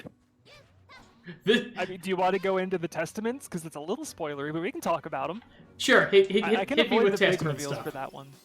Cool, so we're not talking about Guilty Gear, shockingly enough.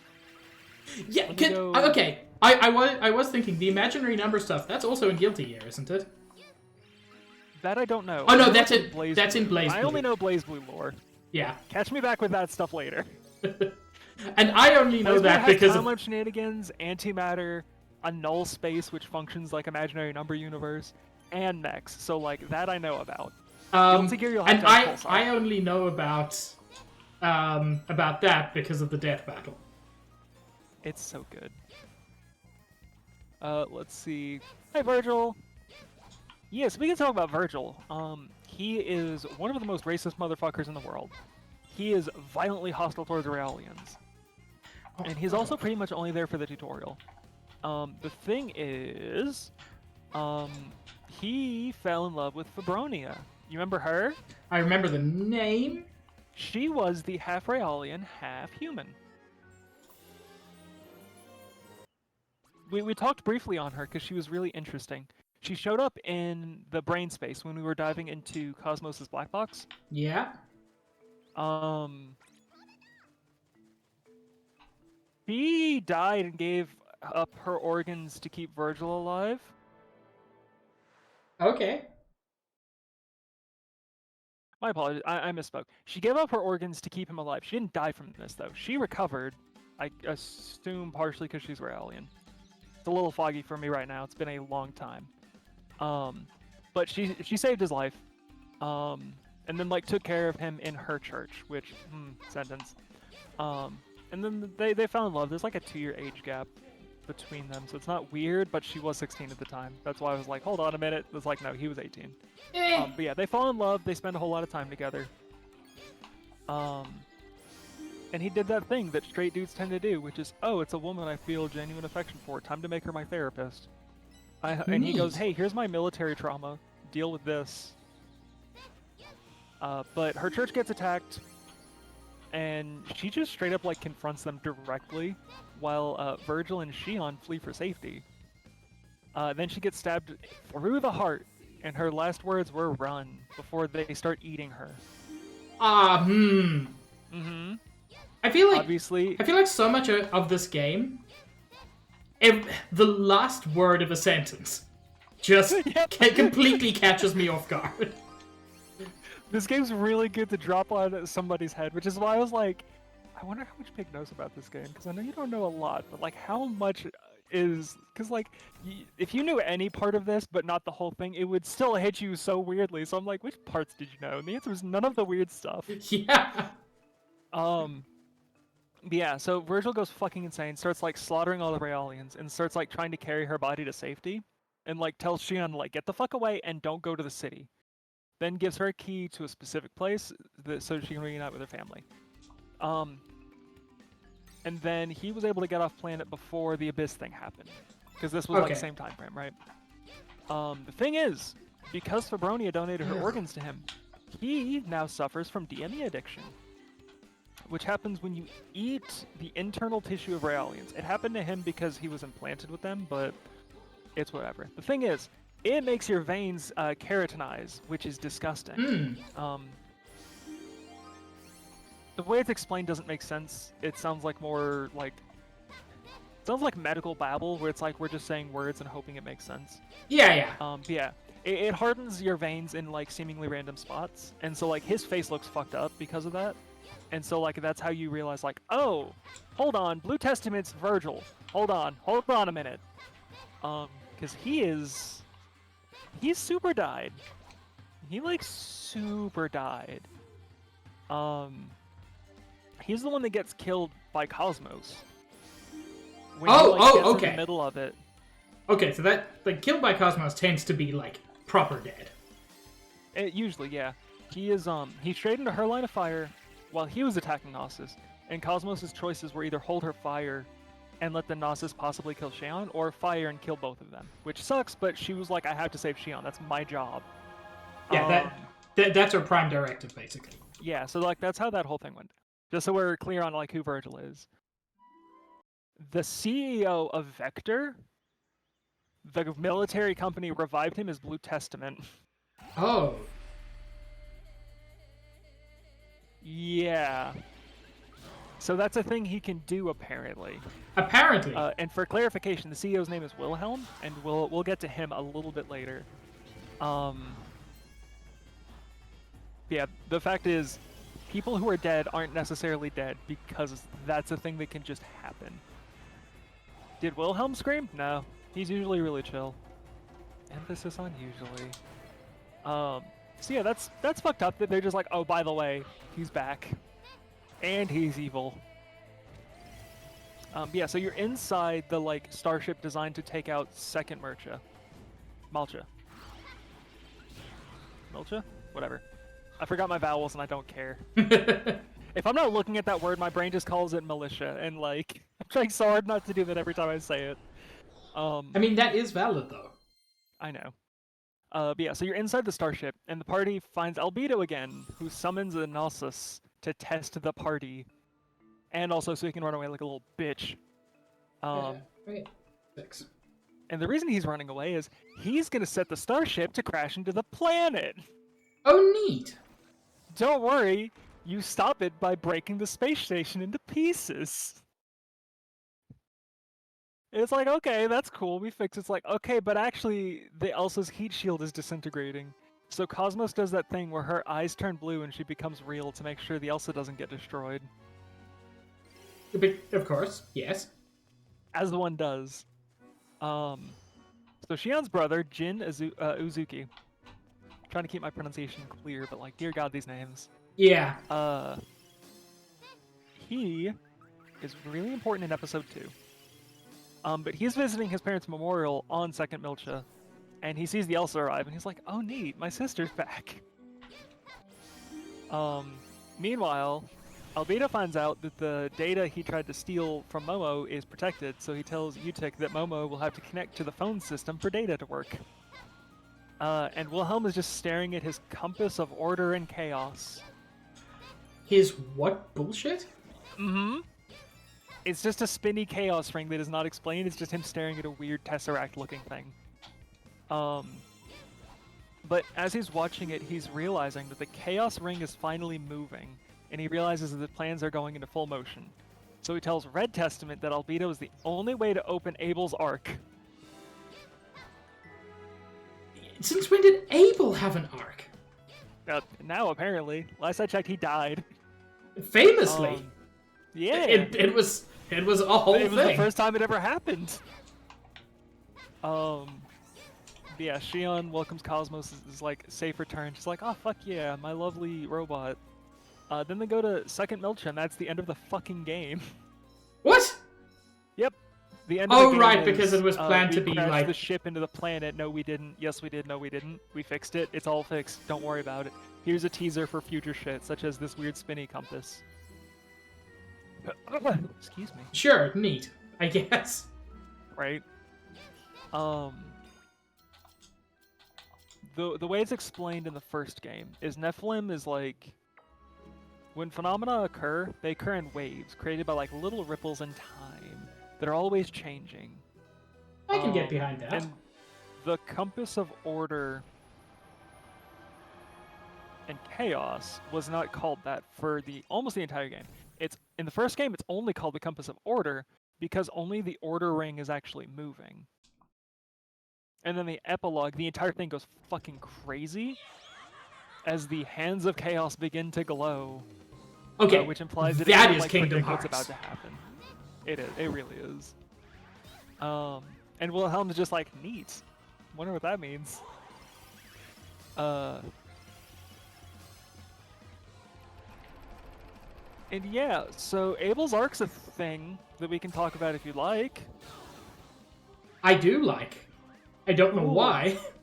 It is an object the size of a star system.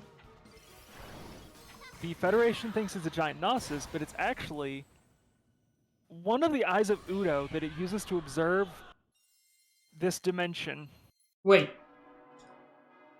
Udo... How does Udo observe? I thought Udo was like a place. It's not a... It's like... I'm kind of. I'm sorry. So many kind ofs. Have I stepped on that part of every Xeno game? Yeah, kind of. It's the epilogue of part 1. So...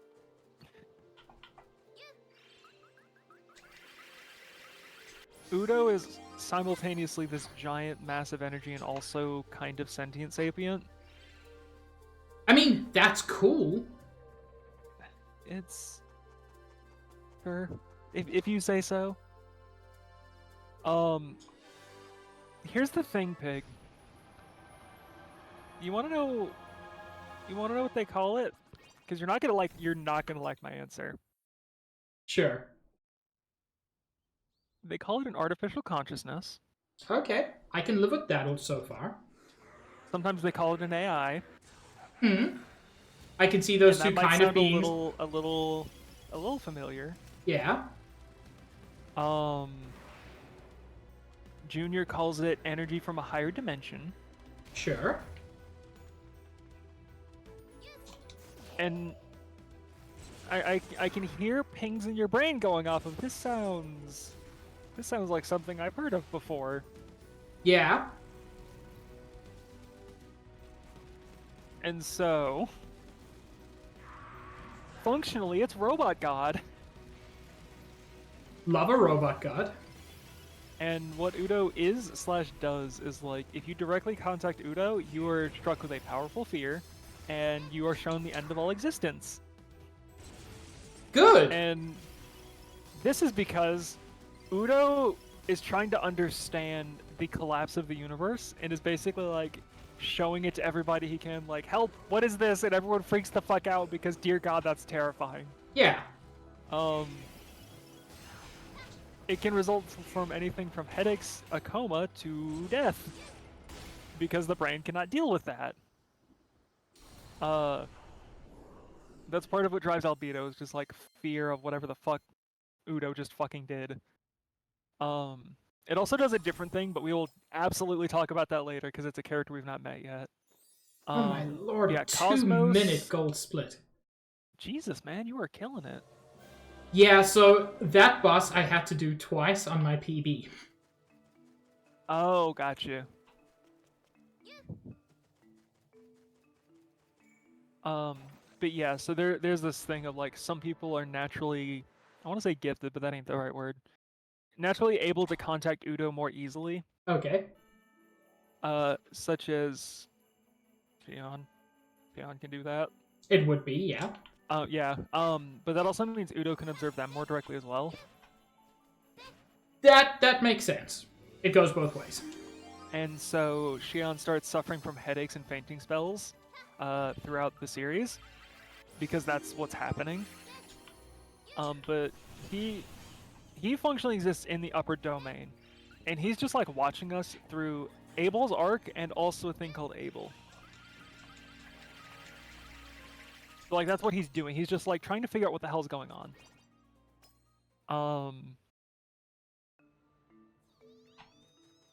And part of what Wilhelm's trying to do is trying to cover his eyes by sealing Abel and Abel's arc. Okay. Jesus can also do this. Question. Is this Abel the Abel? You're not going to like my answer, because technically no. Okay. I like that answer more than the other one. You're not going to. Do you want to know what Okay. Abel is? Hit me with it. The physical incarnation of Udo in the real number domain. Fuck you.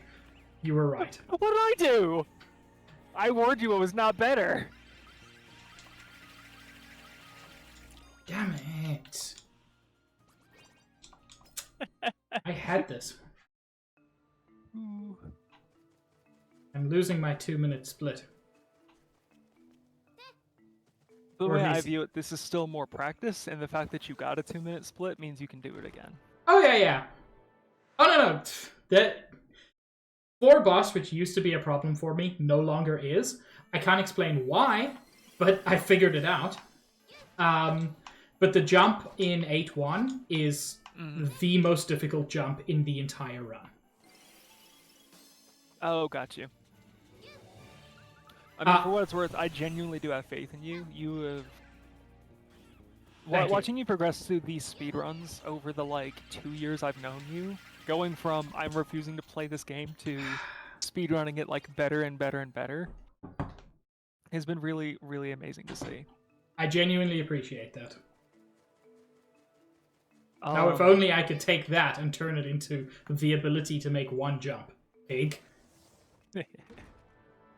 As with everything, it's time and practice, bud. Hello, Citizen Kane. I didn't even notice. Make tofu wrap. Ooh, tofu wraps with Thai peanut butter sauce.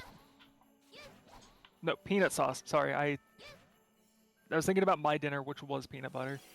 Peanut butter's That does good. sound fascinating. Peanut butter is good, but tofu wrap with Thai peanut sauce also sounds delicious. It does. Okay. Dropped down too far. I knew it as I was doing it. Fuck! Why do you drop down at all? I don't intend to. Oh, okay.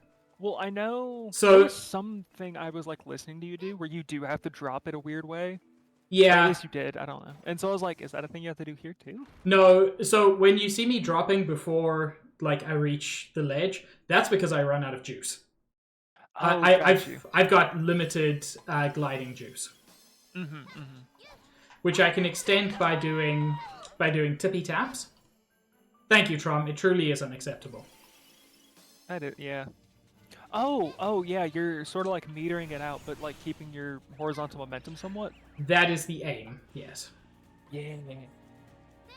It's so weird that I know so much about speedrunning, and yet I don't actually speedrun a whole lot.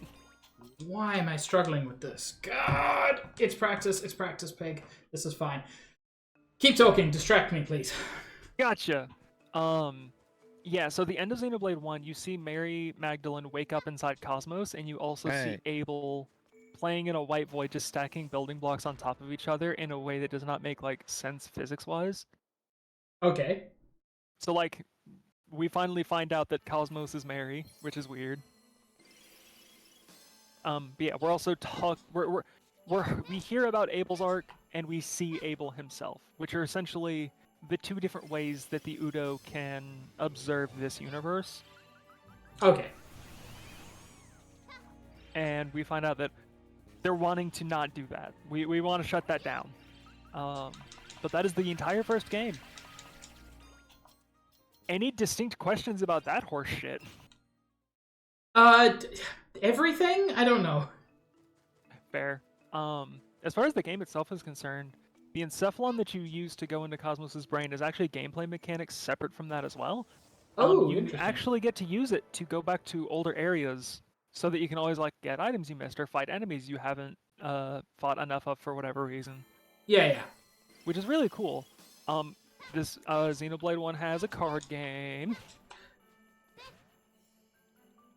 It has poker, and it has slots. It has a battle simulator, and it has a drilling minigame that I've never touched and I never will. Look, if you're going to invent a card game, make it triple triad. Make it like its own cool thing. It is its own thing, for what it's worth. It's called Xenocard, and I don't know anybody who plays about it or cares to play it in the modern day. It has Xenocard and poker separately. By the way, I'm now in red across all of my timers. It's fine. Real time, game time, and my live segment is almost 3 minutes slow. Well, for what it's worth, you weren't going to save this anyway because you don't have the mod, so it all works out. Oh no, I do now. I installed it before I started this run. And this run... Oh, gone to shit. And this run was so good. It was all green and gold.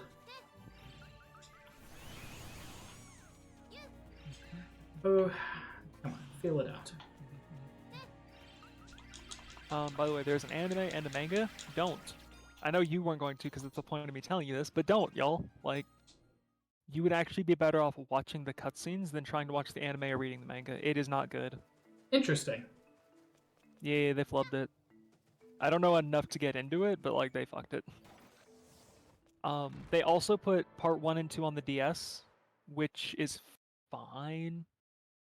But it's a DS game, so, like, I don't know, the cutscenes don't hit the same way and the dialogue's kind of shortened because DS. Yeah. So, like, if you're in the business of this, like, go ahead and play it on the PS2. Citizen Kane, it's fine if you do read the manga and watch the anime. It's just, like, I don't know. It's just not as well written as the actual games. You want to explore nothing, though. Okay, I'm getting rattled. I'm going to get rid of the timer because it's not doing me any good now.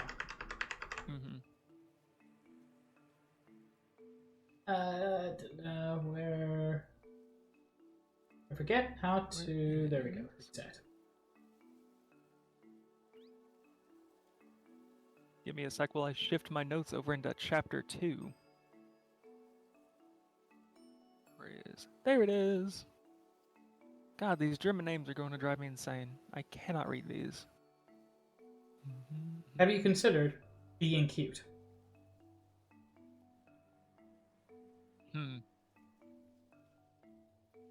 I can pencil that in, yeah.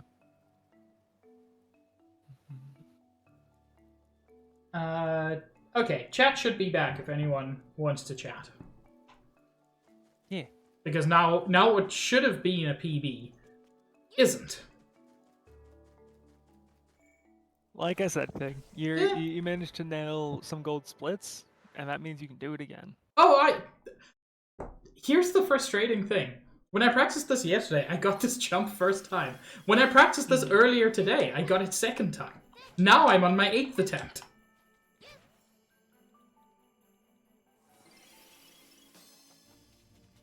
So, I've got the notes pulled up for part 2. You want to start off with some fun trivia, Pig? Yeah, let's. This is the only Xenosaga game that went out in Europe. What? Yeah. That's horseshit. Okay. So, in Europe, they didn't get the start or the end of the story. Correct. To the extent that episode 3 is the end of the story, which is questionable already. 3 is the end of the story, for what it's worth. It's not the end of the planned story. Which You're was right, originally but I'm mad about 6. It. Listen, let me cope and see. Yeah, Trom, you got it backwards. They only got part 2. They know nothing of the intro or the finale. They got a game that is mostly backstory. I love it so much. So much. It's so fun. Like, everything about this franchise feels like it was doomed to fail the instant someone conceived of it. Okay, I'm on 60 FPS. Which I should be. Yeah, that for people who haven't been here before, that is my favorite thing about the speedrun. Costumes work differently at 60 and 30 FPS, so you have to switch halfway through. There's a lot of games that do that, and I think it's fascinating. Yeah. I think Resident Evil 7, if I remember the run correctly, because I did glitchless, because of course I do, it's how I do everything. Of course. You uncap the frame rate because if it goes fast enough, you can skip through some shit, I believe. Wow, that's cool. It's really cool. It also puts a small restriction on who can and can't speedrun that game that way. Because you need to be able to get to a certain frame rate. Yeah. It's something minor at least, so it's not like the end of the world. I believe. I could be mistaken. I know there are some Resident Evils that are like, you do more damage the more frames your knife is in something. That's fantastic. And so like higher frame rate means like you shred through shit. I do remember. Think that's 7. I do remember one of the Dark Souls had an issue on PC where iframes were literal frames. And so yes, at 60 frames per second, you got half the number of iframes. So there's actually a lot of things with Dark Souls and frame rates if we can go on a small speedrunning tangent. Let's. Way back in the day when Dark Souls 1 was not a 60 FPS remaster, but was instead a chunky PS3 game ported to PC, there was a lovely little mod called DS Fix, which is what the remaster just is. The thing is, one of the things... And which they didn't pay anybody for. Oh, not in the least. And it was, like, literally ripped. Like, there is proof. Like, the same glitches that DS Fix have are in the remaster. Yes, Josh, I'm gonna get there because I'm the Souls person. So, the weird thing is, DS Fix also let the game run at 60 FPS, which is fine, usually. There's a cool thing about fall damage in that game. In that, in the original, it was tied to frame rate. Which also meant, like, if you know how if you double tap the cancel button on a stair or on a ladder, you'll slide down automatically? Yes. If you were at 60 FPS, you'd also clip through the ground. Because you were just going too fast. That's amazing. I'm just checking my PB to see what the hell I'm doing wrong here. Especially since I feel like I'm doing the right thing. Yeah, DS2 had a thing where weapon durability was adjusted based on frames interacting with something. And so, like, it made it feel for a lot of people that the durability system was broken because, like, your weapons were breaking really fast on PC. I believe it was fixed in Scholar or a patch that they added to Scholar later, I don't remember. But it's not a problem anymore, but it used to be. Where it was like, for like larger enemies, your weapon durability would get shredded. And if you'd like bonk on walls, like there goes a quarter of your durability, because like, fuck you, that's why.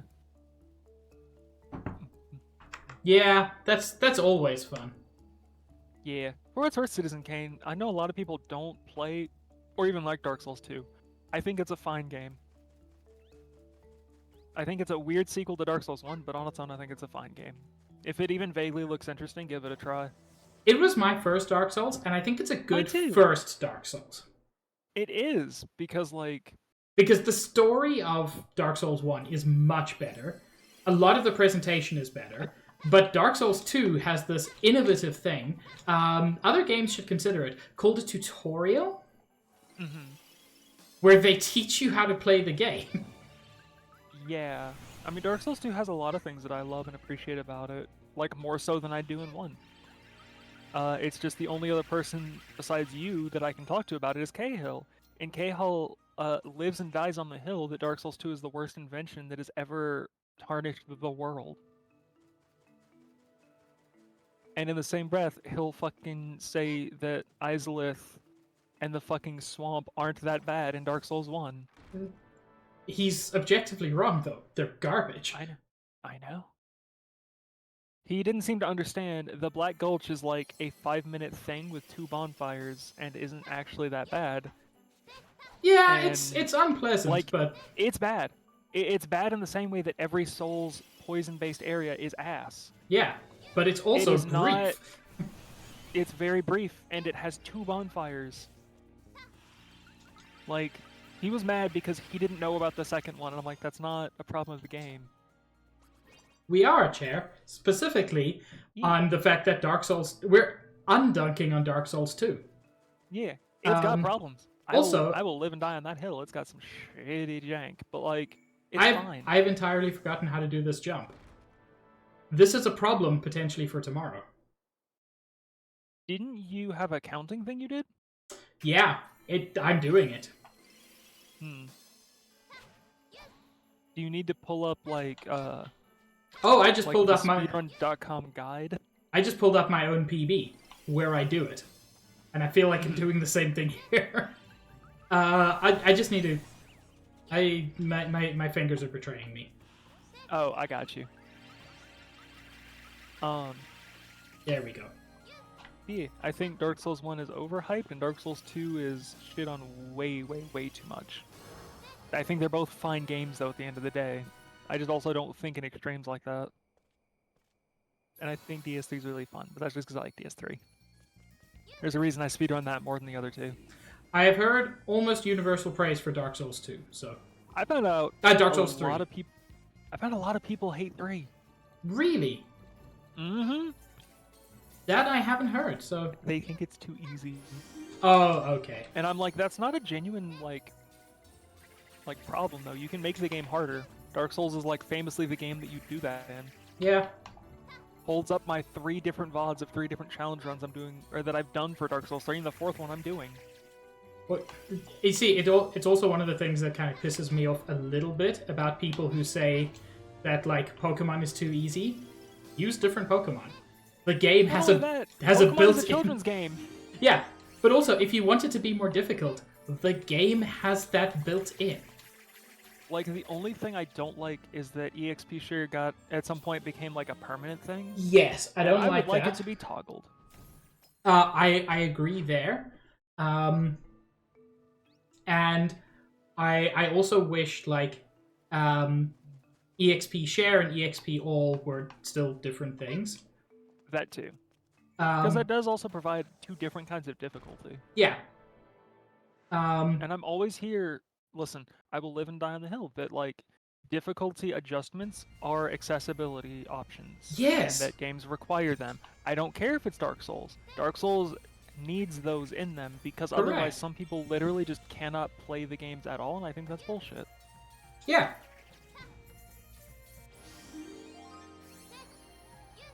I don't think Dark Souls is overhyped as a game. I think it's overhyped for, like, the worst reasons. Yeah. Dark Souls isn't good because it's hard, and it's not good because it just fucks you over. It's good because it's a good action RPG with, like, solid mechanics. And the fact that it's not good because it's hard is also why it wouldn't be bad if there were an easy mode. The story would be the same. All of the exploration would remain wonderful. Yeah, and it would also be able to be hand-tailored to what you enjoy about it. Yeah. Like, if you want it to be difficult, congrats, you can still do that with accessibility options. Yeah, that's the whole point. Just don't turn on easy difficulty. Fuck off. Yeah, like, it is not hard to understand. The thing is, like, if people were calling for the game to be universally easier, I understand you might have a concern with that. Yeah, absolutely. But people asking for difficulty options are not taking anything away from you. The only argument I've ever seen against it is, well, yeah, but then why wouldn't you use all the easiest settings? And I'm like, Because because your whole people... point that you're trying to make here is you want it to be harder. If you want it to be Yeah. harder, then why would you do that to yourself? Just because you don't have self-control doesn't mean other people should be locked out of enjoying the game. Yeah. I mean, Citizen Kane, like I said, I speedrun all 3 Souls games. Very casually, but I do so. But the point is, Citizen Kane, good. we're not saying it's wrong to like hard games. We're not even saying it's wrong for games to be hard. It's just that even the hardest games should have accessibility options, and difficulty modes are an accessibility option. Yeah, because like I don't know if y'all know, I got problems with me, but like one of those is like I'm nearsighted, right? Like I have required glasses. Saying that I shouldn't be able to wear glasses when I play a game because that makes the game too easy is horseshit. Yeah. And that is the same thing. Having like requiring colorblind options to see things is an accessibility option, and I don't see anyone like rising to go like, this is bullshit. You shouldn't be able to play with those because it makes the game too easy. Like, these are just accessibility options, and they should be available to everybody.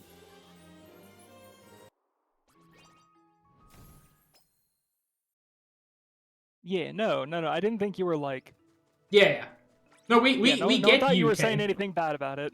We're not no-butting you. We're yes-anding you. Yeah. Because, like, Super Ghouls and well, I don't remember. There's one of the Ghosts and Ghouls that, like, gives you options for that, where it's like, oh yeah, you can just enable God mode and you're good. Like, just play through the game and have fun. Or there are ones that, like, you get extra hits or extra lives and stuff. I'm like, yeah, but this is that. And that, but more, please. I think what a lot of gamers don't quite realize is that you know what difficulty options also gives you? A super hard mode. Kingdom Hearts 2, my beloved. Yeah, but the thing is, the same thing that makes the game actually playable by more people. Also, if you want it to be hard as nails, It'll let you do that. It's much easier for developers to implement that if they're already thinking about that. Actually, you're familiar with this. Celeste, which is another game that's famous for being difficult. Has the best accessibility options. Difficulty accessibility options, because Yeah. it's like, oh, how many extra jumps do you want? Do you want to just be able to fly? Like, it has like 8 different things that you can adjust, and it's not just on or off, it's adjusting like a slider. Yeah. And I'm just like, yes, that please. And Celeste is a famously difficult game that you can tailor to your needs, because like, I've talked to you about this, Pig. I don't think I could play through Celeste because I'm garbage at platformers. Yeah. If I ever played it, I would have to use those. And My that's hands don't work with fine. platformers. That's Oh, I fine. have no shame in it. But Yeah, like, but the fact is, a game like that has them. There's no excuse for anyone else. Yeah. The thing is, there's so much joy in that game that everybody should be able to experience. I still don't know the story, and I want to. I want to so badly. It's so good. Anyway, at some point we were talking about like a weird RPG. Yeah, Celeste. Don't take me back, Pig. Don't make me go back to Xenosaga. I was happy.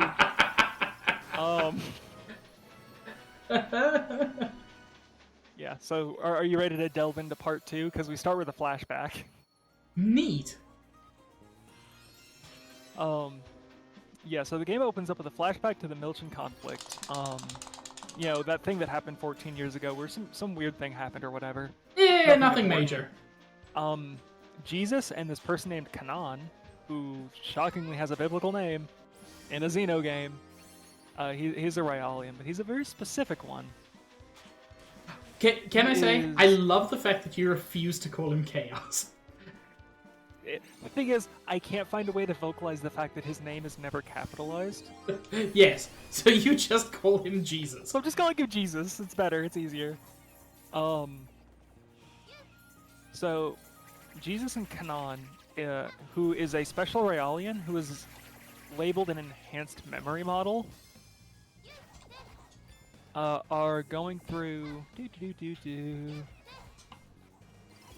going through old Milcha on mechs, because mechs are like properly super introduced. Oh yeah. So we're introduced to these like different mech types. They're ESs. They're huge mechs, and I love them. They require.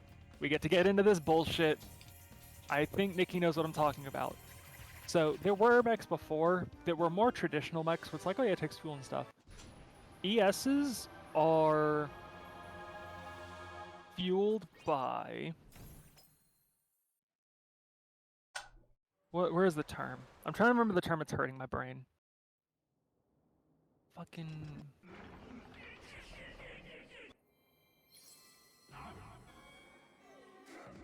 Wait, am I thinking of the wrong thing? Hold on.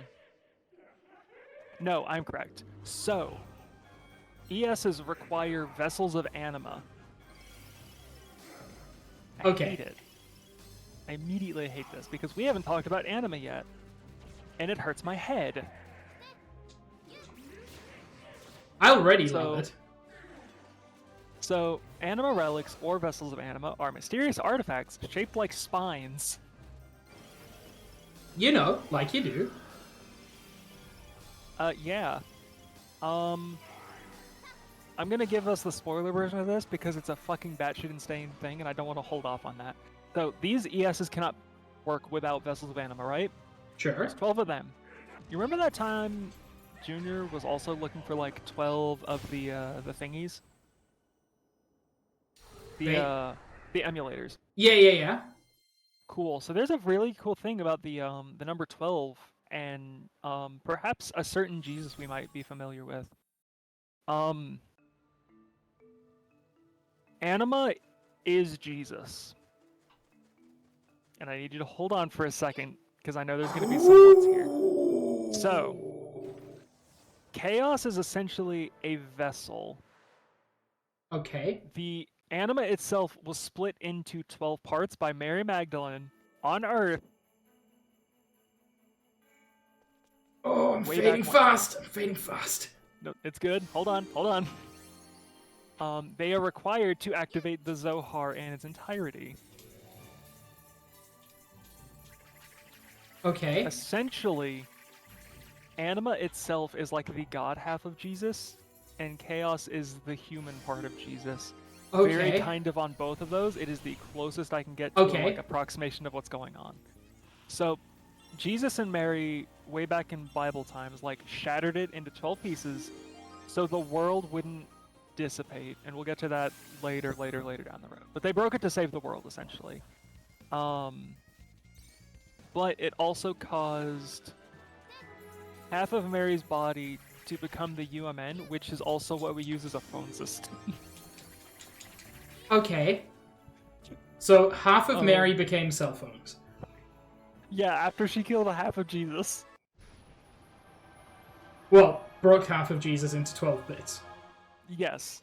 And then Jesus and the apostles hid the vessels in that cave that we found Cosmos sleeping on a crucifixion place at. Yeah. Makes sense? As much as anything else has, yes. So she had memories of that place because she's Mary, right?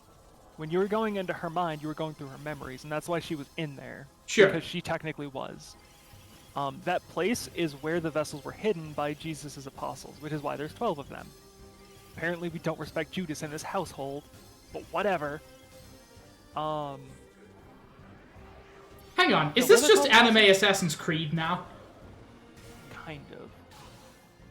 Very kind of. Yeah, so Wilhelm took all of those before Earth vanished.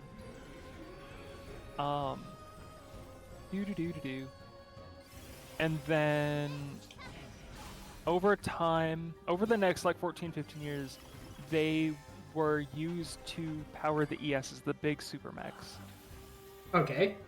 And they all have names. They all have very biblical names. I'm not going through them. I don't have the energy. I just don't. Completely valid. As far as the game is concerned, though, they're only used as a power source for the mobile weapons of the other mech types, the AMWSs. They're normally those types of mechs that you do use in the game. they usually get power from a local source. And then the ES units that use the anima relics draw from the Zohar, like, directly, which is why the ESs are, like, way better and way faster and stronger. Okay. And can operate anywhere instead of having to be connected to a generator in any way. Okay.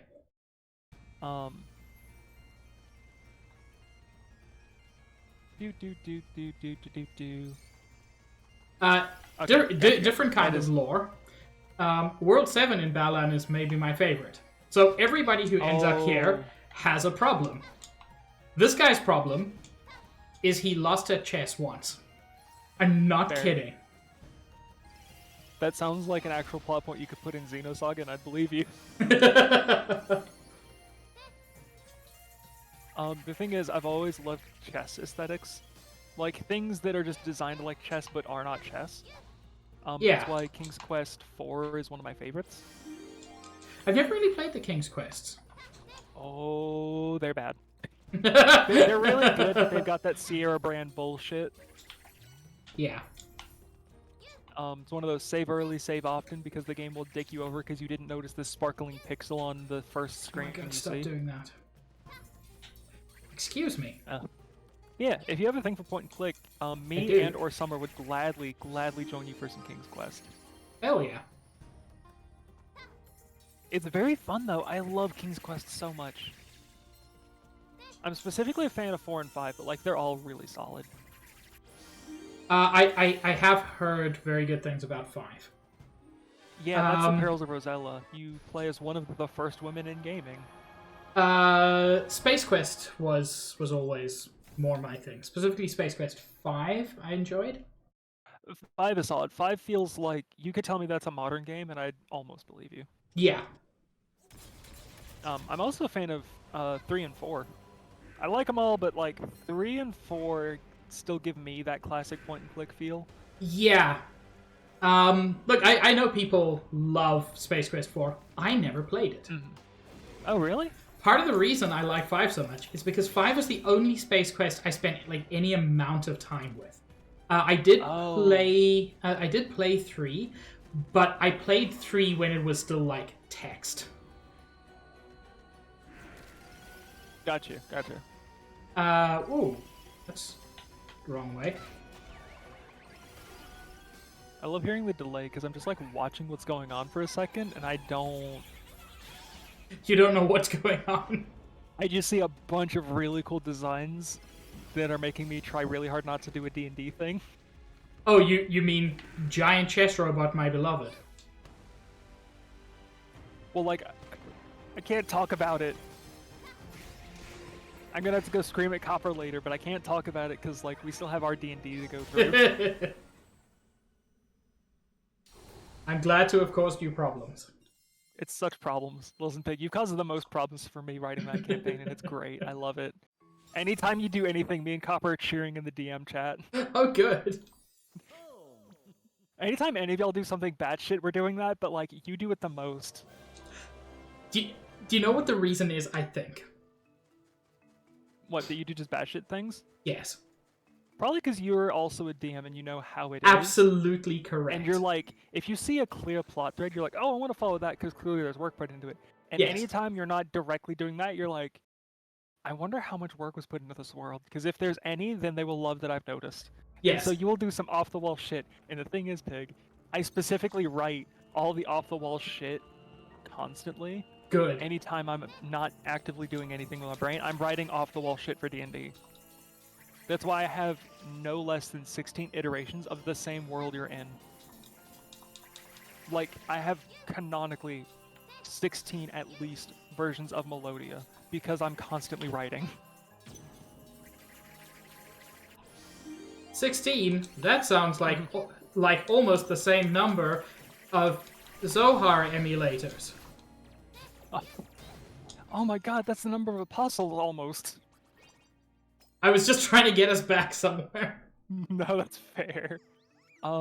Yeah, so we find out about ESs because Chaos and Kanan are using them to go back to the original Milcha during the conflict before it gets like slurped.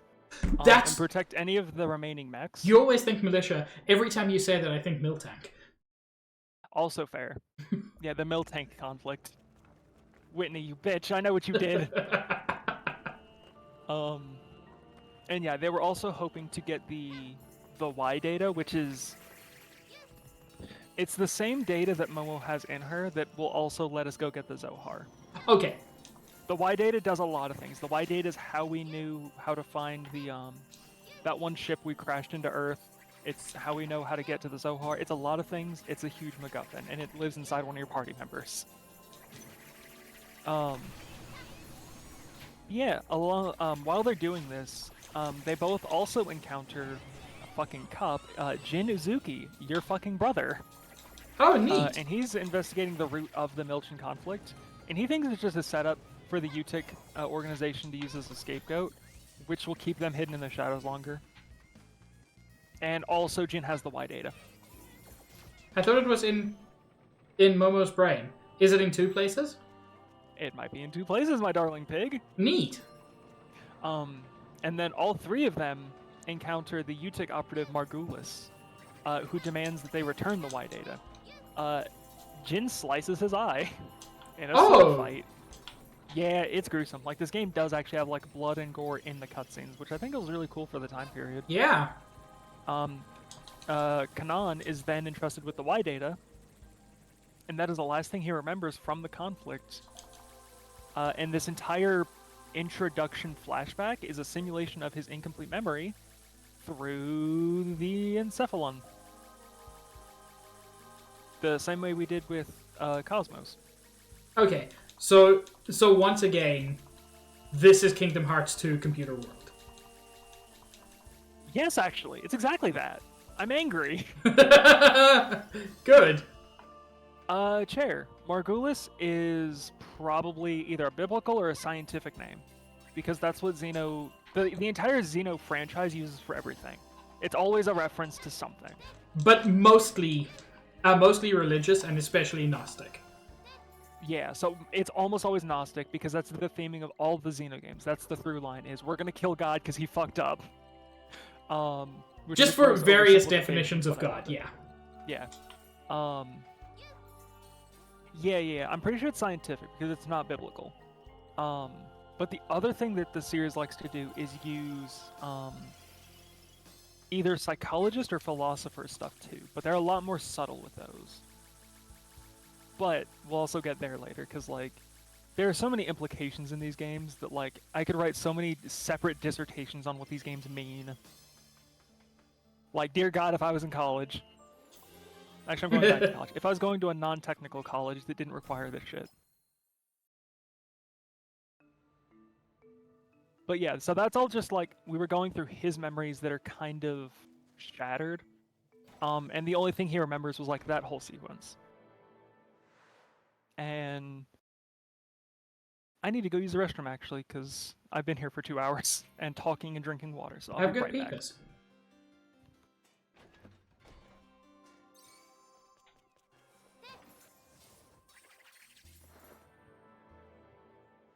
Anyway, chat, I hope I don't struggle with that one jump tomorrow. Because if I do, that's the whole speedrun down the toilet.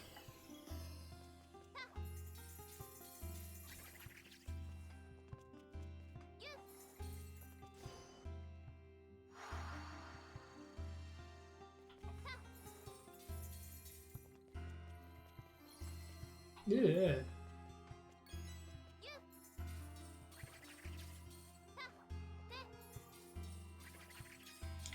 Oh, come on. Lordy, what is happening here? There we go.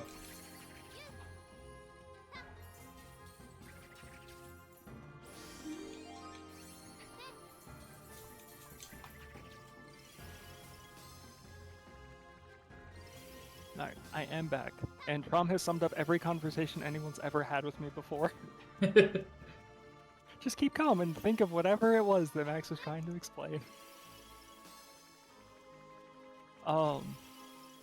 Yeah, so we're back in the present day. And Margulis is talking to the Patriarch of Ormus.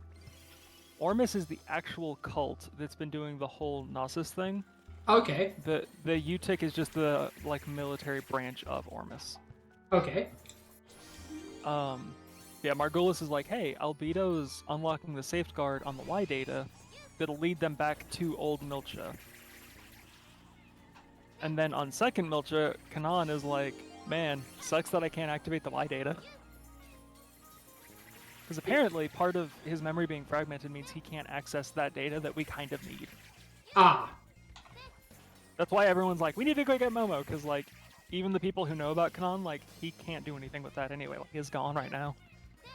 And Hey then Max, we finally get to you'll only see it in a few seconds, but watch me glitch out of bounds again.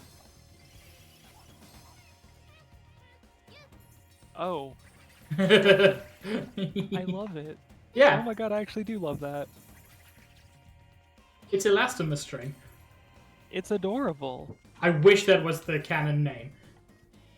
Oh, is it something way less interesting? It's Elastiplant. That is way less interesting. Yeah. Yeah, so now we finally get to like see what our party that we got used to is actually up to. They're parting ways because they're back on Earth. Well, they're on second Milcha, but Momo is, bear with me now, Momo is escorted to her mother by Junior and Ziggy and Jesus. And then Sure. they're chased by, yeah, what's up? No. Sorry. Just the idea of her having a mother is kind of... No, suddenly I became aware of the absurdity of the syllables that came out of your face. I warned you before we You- started this. you I did. was like, there's going to be a lot of sentences where if someone's just coming into stream out of nowhere, they are going to be so lost when I just say things, and that is what Xenosaga is all about. We are on number 3, Trom. Milcha 2 is Earth 3. Milcha 1's in a void. Earth is who knows. Lost. It is, yeah, it's lost. And I refuse to use its full name given world events, so we're just going to call it Earth because it's Earth.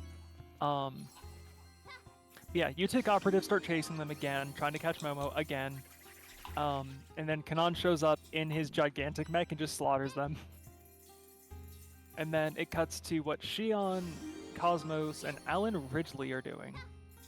They're back at the... I would have given any amount of money to hear you say Alan Rickman there. Yeah, they put Alan Rickman in this game right next to Cosmos. It's really weird. They actually like mocapped him in. It's like all my effort not to call it that anymore. Yeah, they're taken back to the military base, and they're told about the increasing Gnosis threat. And Shion finally gets to see Jin again, who is running a bookstore. Again! Thank you, Chair. The last part of that sentence. Ripley. What, Pig? Again, it's the last part of that sentence. Oh no! Oh yeah, you remember that dude that like killed someone else because he was like a conscientious objector to the like military conflict 14 years ago? He runs a bookstore now. But yeah, eventually they both like come back together while Momo's analyzing the Y data using the phone system at the phone's command center on Milcha 2. The phone system, which is at least one part Mary Magdalene. It's entirely. The phone system is all Mary. Mary is only half phone system, though. Oh, okay. Yeah. If you want the more technical explanation, she basically No. Oh, okay. I got you. We'll leave it that way then. Oh yeah, I didn't get to tell you who actually made Momo. It was Joaquin. The guy who overloaded the guy who blew up Earth 2. Using what song was it again? The Song of the Nephilim. Okay, yeah. Which is not technically a song, it is a huge like building that plays a psychic wave that to those that are psychically able hear a song. Yeah. It is called that because the only word they could make out of the song was Nephilim. It's not a good word. It's not a good word in the context. It's not a bad word. It's just kind of there. Right now it's just a name, because as far as the game's concerned, we only know a person called Nephilim. Right, we don't know about the giants. Yeah. God, I forgot about it until now. but we do not have time for that fucking deep dive. Yeah, so because Momo was like created, her mom does not like accepting her as her daughter, which is fucked, but also fair because she is modeled after her actual daughter. So like, you know, it is what it is. Yeah. But yeah, so they're analyzing it with the help of Junior's crew from the ship Durandal. And apparently, Albedo gains control of her using a trap he put into her back way back when they were at the Song of the Nephilim, and dives into Momo's subconscious to get the Y data. And so everyone else is like scrambling to prevent the data leaking.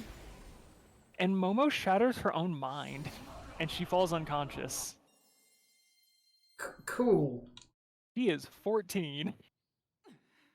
Y'all are doing too much to this baby. Gotta love trauma. Like every character in this story is just like, wow, you either have trauma or are about to have trauma at any given point. Lovely. Oh, we get to go into a deep dive about it too. Good. I was hoping we would see this firsthand. I wanted this. So you do another encephalon dive into the subconscious to try and get what's his fucking name? Starts with an M. Shit. My brain broke. Mephiles. No, Albedo. There we go. Albedo dove in. That does not start with an M. It does not. I don't know why I was thinking that. Listen. There's so many names and they're so different and my head hurts. Yeah, Albedo's in there. She shatters her own mind. He's still in there, so like the party goes in to try and fix her and kick him out before he gets the Y data. And while in there, Junior experiences the history behind the mech units, which includes him and Albedo and Gaignan Kukai, who is the dude who runs his fucking company with him. And he experiences the history with his relationship with Sakura. Sakura, they who share the same subconscious domain. Sakura, who was the original that Momo was built off of. Yes. The dead girl. Yeah. And here's where the mechs get, or not the mechs, the robot, or Realians, shit, get really weird. Because here's this lovely line that is, Momo and Sakura shared the same subconscious domain. And this is also the same shit that I hate. Because this is where it gets into the Evangelion type bullshit of like, we clearly don't know anything about psychology, but we're gonna pretend like we do. Yeah. Yeah, so we're going to talk about Sakura for a little bit, because we never got introduced to her. At a very young age, she had a condition that, like, fucked up her central nervous system due to a brain defect she was born with. And essentially, she is hypersensitive to the cell phone waves. Okay. So she was able to, like, move through the outside world just fine. She couldn't communicate with it. Okay. Which is such a thing. I'm sorry, Chair. Wish you could have gotten that curlier, bud. But yeah, so... But, Chair, mom took her what if to, the next one bends and is even curlier? I'll leave. I got enough curls for all three of us. You do. You got that Jew fro. I don't actually. My hair has bigger curls than Jewish people's do, because I'm not Jewish by blood. I converted. Oh! I didn't know you could do that, actually. Yeah, it's incredibly difficult. Like, very, very, very difficult. It's also not super encouraged. It's not discouraged, but it's not actively encouraged. You do not proselytize in this religion. It's Judaism is... because that's not why. Judaism is the members-only club to Christianity's, like, Boy Scouts. Just... Scouts is everybody get in. Very kind of. It is way more complex than that. I know. But for what it's worth, my hair is the way it is because of my granddad. He is from Bulgaria. Nice. Yeah. I don't know anything about the country, but I know my family's from there, and apparently I take heavily from there because I'm also incredibly tall. And apparently that's a thing. My hair is very curly, and I take after my Polish grandfather. Unfortunately, I don't have any hair left. That's weirder to me because my sister's Polish, and her side of the family doesn't have that curly hair.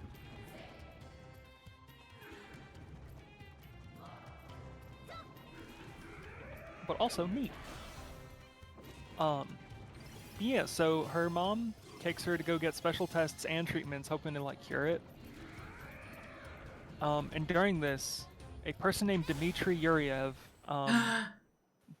dives into her subconscious domain. Isn't he to try and clear... like president of Earth or something? I don't remember off the top of my head. He used to be on the parliament. Okay, yeah. That matters. Yes, that does matter. It's just we haven't gotten there yet. And you haven't. With all these names, I can't remember who's who. Carry on. Yeah, so he dives into her subconscious domain to try and clear up the phone waves and the Udo pulses that seem to resonate within her. What the fuck to try is and that fix sentence? Her sensory impairment. What's up? To try to fix the phone waves. She's sensitive to the phone waves, so they're going into her mind to try and take the phone waves out of her brain, and also the Udo pulses that are also in there because they're resonating for the same reason. Because they're from an alternate dimension of imaginary numbers. What's not clicking, pig? You're right. It's so clear.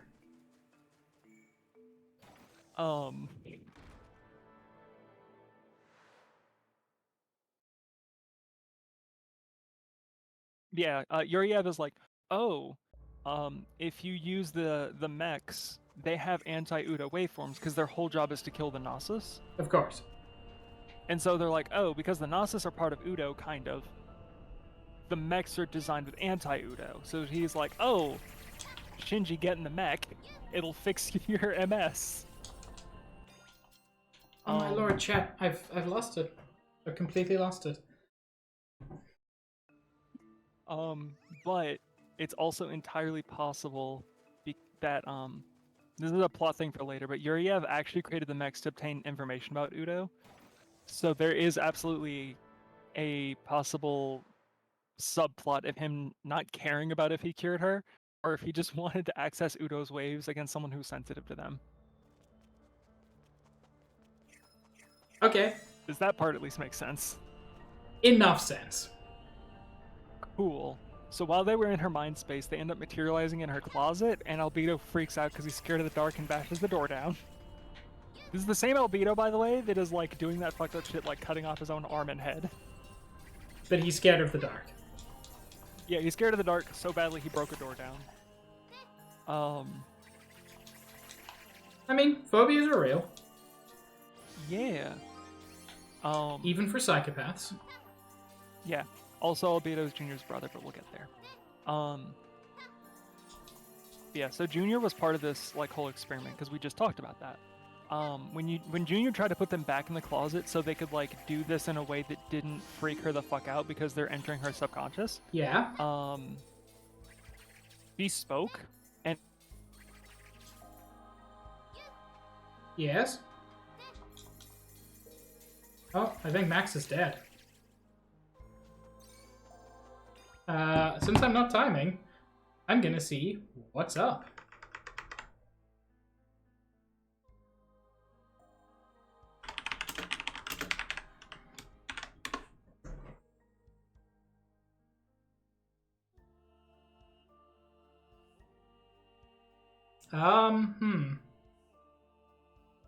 Well.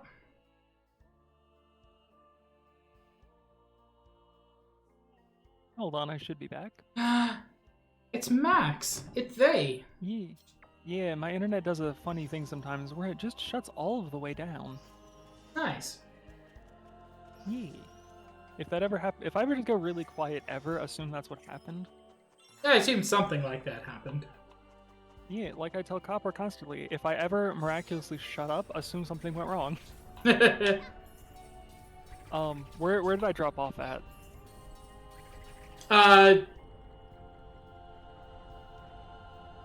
Chat, where did they drop off? Okay, describe to me what we like. Where are we? Right? We're in Sakura's mind. Yeah. So man broke a door down because he's scared of the dark. That's where we were. Yeah, they basically entered her brain in the wrong way, and so like they materialized in the wrong way. So like he freaks out, breaks the door down, scares the hell out of her, and Junior, who's also there, is like, okay, get back in the closet so we can do this properly and not damage her mind worse. But before they can leave, she speaks, and they're like, oh fuck, what? You can do that? You're like super paralyzed in the real world. So they freak out, but like they calm down and they're all talking for a little bit. And she tells Junior to tell her mom that she loved her. Aww. And then Junior describes her as a carefree tomboy, which is really adorable. And then they do more tests of like a Junior diving in so they can actually communicate with her. And they fall in love with each other. And Junior promises Sakura that he would take care of her mom and Momo. Aww. And Albedo began to hate Sakura because he felt that she was stealing his brother. And that is really, really sad and fair.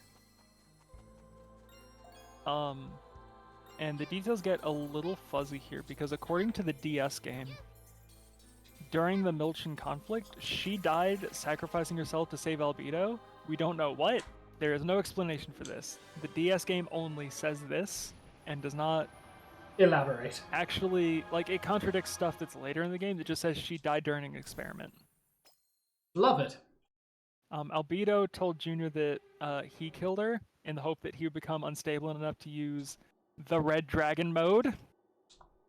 Okay. But it's unsure if he actually did kill her or not. So like, there's 3 different ways she could have died. We don't know. We never will. But I do love the idea of him just being that fucking just off the rails insane. I heard you vocalize a question without even saying anything, so I will get to you in just a second. Sure. Let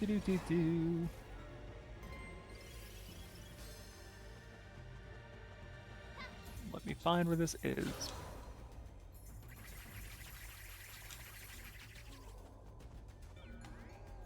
Yeah, so Red Dragon mode is like this weird rage state that Junior has. And I mean, it sounds like a super move in a fighting game. Kind of. It's also incredibly dangerous.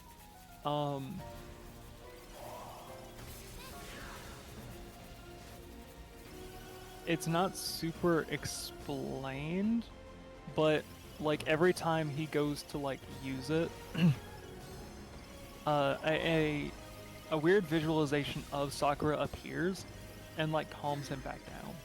Interesting.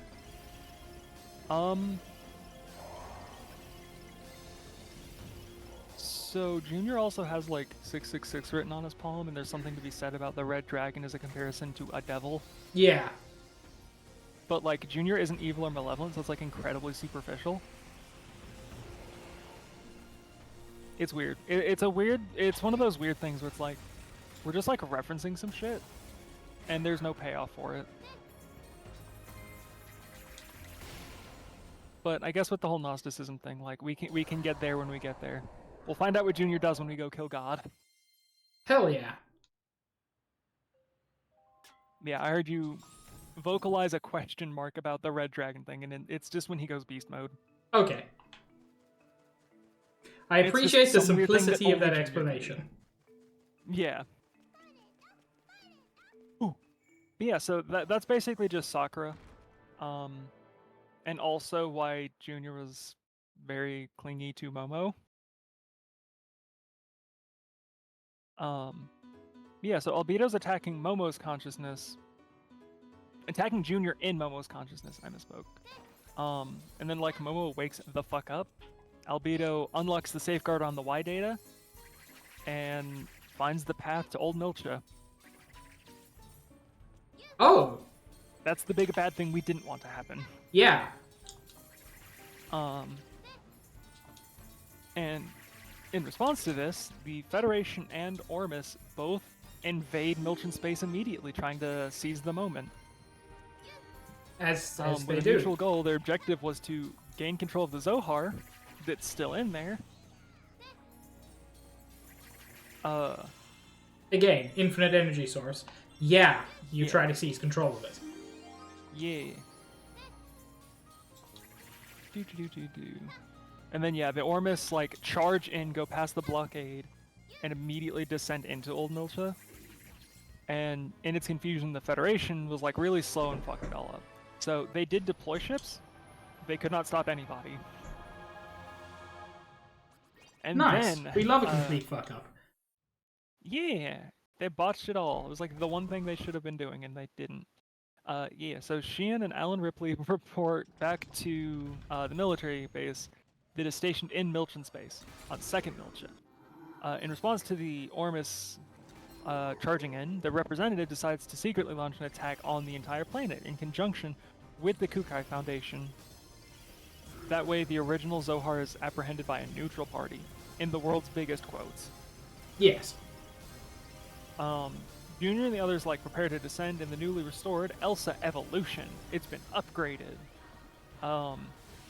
In addition to this, you get Kanan and Jin joining your ranks, which is neat. And then, almost immediately after, Shion has another one of those funny visions where she sees Nephilim and Fabronia, and she remembers that her job is to save Fabronia's sisters, and also go to Old Milcha anyway.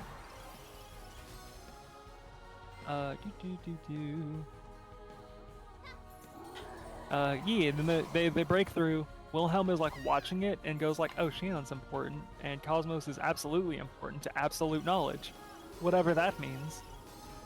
So he secretly activates Cosmos's V2 form to help Shion out on Old Milcha. I was Testament. so... You were so close to saying Cosmos' V-tube form, and now I want that to be canon. Pig, it functionally is. She's already that. She has a transformation into a different form. Why can't that be her VTuber? You're right. I wasn't seeing the possibilities. Yeah, they get to meet the Third Testament, the Black Testament. And he forces them to retreat back to the... Oh, look, hey, there's the Elsa here. What? Yeah, Trom, absolutely. What's up? How did the Elsa get there? Isn't that weird? Yeah. Almost like this is going exactly as planned to somebody. It's God again, isn't it? The bastard. God, were you meddling in the affairs of mortals again? I mean, that is functionally the plot. That is just like what Udo like is doing. Yeah, luckily the Elsa is like the good thing for them, so it's like whatever. It's good that we've got a good thing lined up here perfectly. It's fine. Then they try to go back to Old Milchan space, going in between two black holes of the abyss, which you could not pay me any amount of money to do that shit. I wouldn't fly near one, let alone two. Yeah, they also destroy an Ormus stronghold again, and they meet an Ormus assassin cyborg on the way. Then they land inside Labyrinthos on Old Milcha. They also kill some people, but it's fine, don't worry about it. Jin confirms his suspicions in Labyrinthos by analyzing part of the Y data in Kanan specifically. Joaquin was being used during the Milchan conflict. The UTEC organization, Immigrant Fleet, and Hyams are all fronts for the Ormus Society. And Joaquin forced Old Milcha into the Abyss to prevent the reawakening of Udo. Okay. I guess. He found out, like, what Udo was, sort of, and how it was fused to the Zohar. He was trying to lock the Zohar away so Udo couldn't actually, like, charge in and do all the shit that it's trying to do. He was manipulated by Ormus, the organization/religious cult behind Utik and everything, to do it anyway, because the way that he did it basically broke the walls between the two and let Udo in instead. I'm sorry, I'm trying to look at what's on screen and I don't get it. Which part? I just see you face tanking a bunch of missiles. Oh yeah, every time you change costume, you get iframes. Oh dear Lord, Pig, you're something. I'm glad you speedrunning this game is the same way I play every action RPG ever, which is what it gives me iframes as I'm taking like 50 explosions to the face. Yeah, look. Listen, Copra hates when I do that shit because it stresses her out, and I'm like, what? It's fine. The thing is, it gives you such long iframes that there's no point doing anything else. Oh my, I was just like watching you get blasted like 50 magic missiles. I'm like, Just wait until you see the butthole supposed laser. to go? Well, I've been trying to like keep my notes in order and like try and like glance over here because like I assume this is like final boss territory, Yes. right? Okay. It's like that'd be weird if this is like here's the World 4 boss. It's him, my favorite Pokemon. Actually, Satan. Ooh. You ready for more Xenosaga? Because we're Yes. not even halfway there yet, and I want to get to halfway before we end this. So, at the core of Labyrinthos, which is just a part of Old Milcha, Margulis and Jin face off again, and then Margulis runs off like a bitch because he gets his ass whooped. As you do. Xion finds Febronia's sisters as part of a safeguard to hold the Zohar. Okay. Then the Ormus Patriarch appears and explains the Ormus and the Zohar will guide humans for eternity. Then Udo and the Zohar start glowing, and Cosmos tries to stop it by mercy killing Febronia's sisters. It doesn't work, by the way. I didn't think it would, to be honest. Nope. Not even a little bit. So Max, keep talking, but I want you to watch the most ridiculous face tanking in the entire game. Is this going to be like me monster hunting Valstrax? Because I'm hoping. This man does a Death Star laser.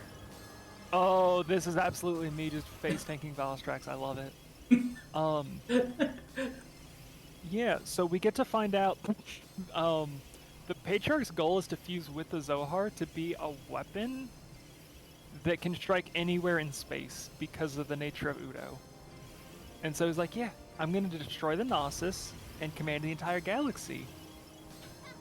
Which, you know, probably isn't the best idea. No. So the party is like forced to leave Old Milcha as it's morphed into the Omega system, which is the result of the Zohar fusion. And then Gaignan Kukai, the dude who helps run the company with Junior, is possessed by Dmitry Yuriev. Oh, good. Because that's the thing he can just do. He can just force his consciousness into other people for some reason. Yeah, sure. So, wait a second. Is this villain? Nording? Kind of. Absolutely kind of. I would say the Testaments are closer to Nording, if we're gonna be honest. Yeah, so the religious villain has created a weapon that can rival God, and we find out the other villain can just possess people. So that's fun. We're having a fun day today. Also, yeah, fuck it up. Congratulations, Pig. I don't remember, did I ever send you the Fuck It Up Farmer Ted video? I have a vague memory, but... Hell yeah. It is when the lovely Penny Olivia Parker from Snaps Cube played, I believe it was the demo for this game. I love Penny Snapcubed. She's so good. She played through the demo of this game, and she got to the end of the first world where you free the farmer. Yeah. And she is like losing her mind at the dance sequence, because obviously how would you even know that's a thing that's about to happen? And like, first of all, I adore her laugh when she's like, she cannot genuinely believe anything, and you just hear wheezing. But she's like, yes, fuck it up, Farmer Ted, fuck it up! In between wheezing. And so like, every time I see shit like this, I'm just like, back of my head, I just hear like, oh yeah, fuck it up, Farmer Ted. Oh. What? Okay, important question, Max. Have you ever seen the end of this game? I'm seeing it now, I think. Okay, so you haven't seen it before. Fantastic. No. Good. Because you are about to see... If I ever have a proper VTuber, not a PNG tuber, like a full-on VTuber, you're about to see my VTuber. Just like as a heads up. Hmm? Said I need to DM you something later, just as a heads up. Oh, good. It is a threat.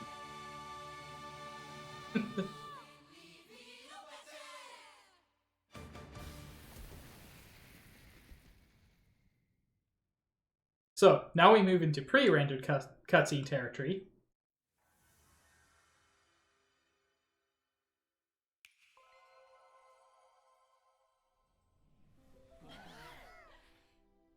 And, like, everybody thanks Balan for fixing up their lives, but he didn't do shit. Yeah, thank the protagonist. I do know something about this game, actually, and it was that people really, really got down bad for Balan up until he took his hat off and he was a wildly different person. Well, yeah, People went, oh. That's the thing. What you're about to see, what my VTuber would be. At this point of the game, I always say not VTuber, E-Boy Balan isn't real. He can't hurt you.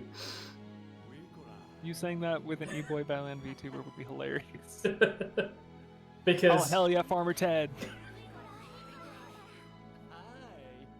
Because this is not E-Boy Balan, obviously. Well, yeah. This is actually vaguely charming Balan. Oh, I love this design. And oh, it's a good design. A funny hat that I love. Like, the design itself overall is amazing. Yeah. I wish there was not as much pure white, but that's also just personal taste. Yeah. Watch, Max. It's so important. Hey, look, all the protagonists are here. Oh, his hat's crying. Oh. There's no way that it's comfortable to cry out. No. Here, just watch. I am. I've just got like the 3-second delay, and I'm still just... Where did his dreads go? He's so bad! I love him! Why did they take away his dreads? I mean, I know why, but like, we ain't gotta talk about that right now. Oh my god. He looks like every K-pop star. Well, Pig, don't say that on the speedrun marathon because you will get crucified in chat. You'll become a phone system. Okay, and now Rich Girl goes home and discovers that her servants actually like her. I'm not kidding, that's the plot. She's a rich girl. You wanted me to explain this during a fucking Balan She's video? a rich girl who lives in a mansion. She sees her servants whispering about her and thinks they don't like her, so she runs away from home. She comes back. They were whispering about the party they were planning for her. If I had actually done vocal warm-ups before I decided to speak for 3 hours straight, I would love to sing that for you. I will explode. I don't think my voice can handle me trying to sing right now. It has already dropped like an octave from my default speaking voice. Ooh. Alright, you ready to continue from where shit's fucked, or are you gonna wrap things up? Well, I'm gonna try that fucky jump a little bit more. Okay. I meant as far as Xenosaga was concerned. Yeah. Reach a climax of part 2?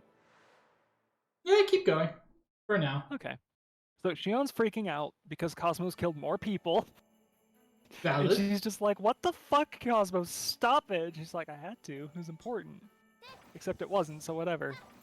And then Jin is like, hey, why is my sister crying alone in a room? So they talk for a while, and he talks about transferring spaceships. She freaks the fuck out, screams at him to leave, and leave her alone. And has another breakdown full of anger and sadness.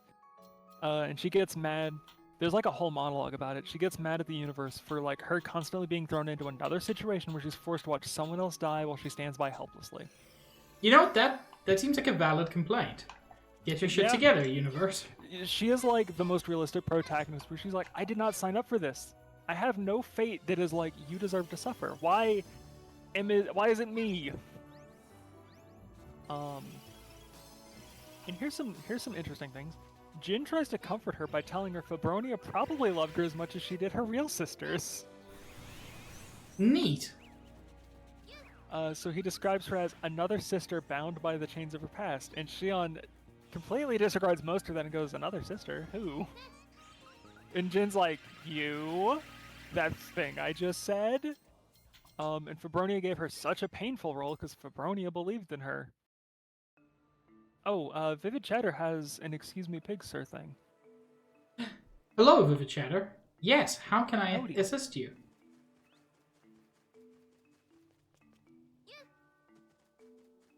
Also, I have to throw one out for copper. Important. It's important that I try. It's the land. Yeah. Oh yeah, but Jin is just like, oh yeah, the world's full of pain, and you can either learn to accept it or withdraw from it and become a recluse. And he goes, whatever choice you make, you won't be alone. My friend sounds more in the foreground than my microphone.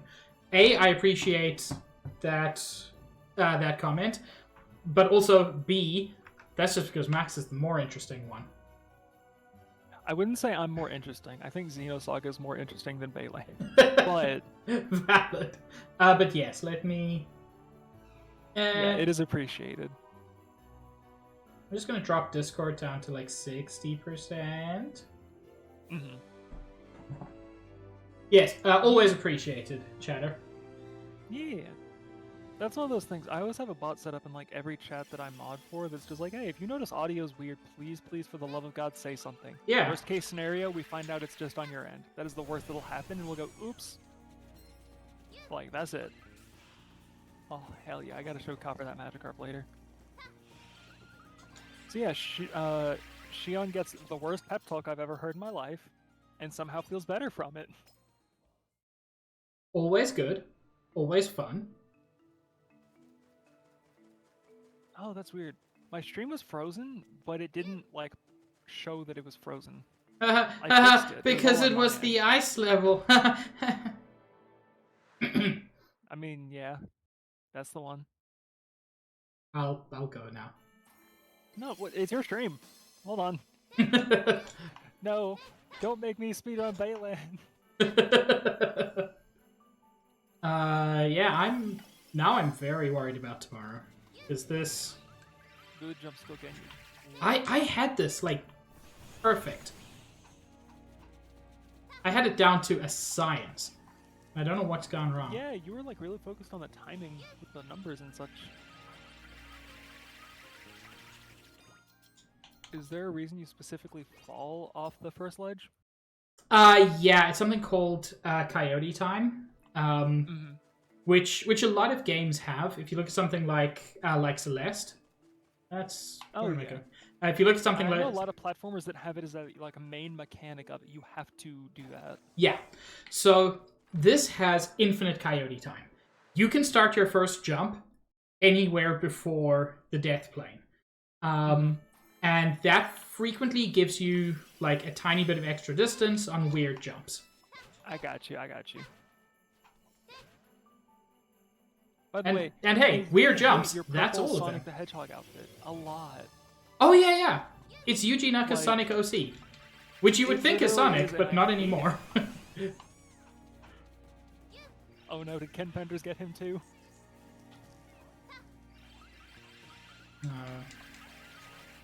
Whoops, that was just me fucking up in several ways. Yeah, I'm gonna have to practice this tomorrow. Anyway, please continue. Yeah, so after Shion gets the shittiest pep talk, we are shown Margulis betraying the Patriarch. So the Patriarch is left in the Omega system to defend himself against your party. That does not go well for the Patriarch, I'm guessing. Given we're in part 2, I don't imagine. But then you're assaulted by an entire church. As you do. Well, you remember the first church that was a whole planet? Yeah. By church's standards, this thing is huge. It's called the Cathedral. But not a cathedral ship. It's not technically a ship. Okay, because the cathedral ship was actually a kind of Gnosis, right? Yes. Yeah. That's what I'm talking about. It's one of those. Oh, okay, yeah. Yeah, so they kill that to try and get to the Patriarch, and they see a dying Albedo there. And then the 3 Testaments kill the Patriarch and revive Albedo so that he can fulfill his wish of contacting Udo via the Zohar, and it morphs Milton into a space-time anomaly. Sure. And after Albedo does this, Junior's like, hey, brother, what the fuck? And dives into the space-time anomaly. And so Albedo starts manipulating the anomaly to taunt Junior, showing him revised memories to make Junior hate him. And Albedo's just sitting there, like, daring Junior to kill him because he wants to die so he can go, like, contact the Udo. And he's like, oh yeah, Junior, you're the only one that can kill me. You have to use the red dragon if you want me to die. Something about Satan, Gnosticism, and this. And yeah, here's where Albedo says that he's the one that killed Sakura. Okay. Hanon disregards this in 3 different ways, but whatever. Hoping he'd be angry enough to kill him, but like, Junior has that weird thing where Sakura shows up behind him as a ghost and is like, no, he didn't, bitch, I'm fine. And then he's like, fine, I won't kill him. And as he's like going through the space-time anomaly, he sees Albedo shirtless and fused with the Udo system. He does finally kill Albedo, which is weird because there's a whole lot of build with him not doing that. And then, you remember the Kirschwassers? Yes. They were the Series 99 Ryalians. Yeah, the, like, previous model of what Momo is. A bunch of winged ones show up and take the deceased Albedo away. Oh. Like angels and or Valkyries? Yeah. So the space-time anomaly is destroyed, and the Zohar is now floating in space. And before the Durandal and the Kukai Foundation can rush to acquire it, another lovely thing shows up. It's Abel's Ark. It takes the Zohar and vanishes. So there's Kane's Ark and there's Abel's Ark. No, it was always Abel's Ark. There's no Kane. Oh, right. Yeah, because we made the joke about the first kill thing. Yeah, Abel's Ark just shows up out of nowhere, takes the whole ass Zohar, and vanishes. Okay, I think I found a method. Ooh, I'm interested. So we are now prepared for this.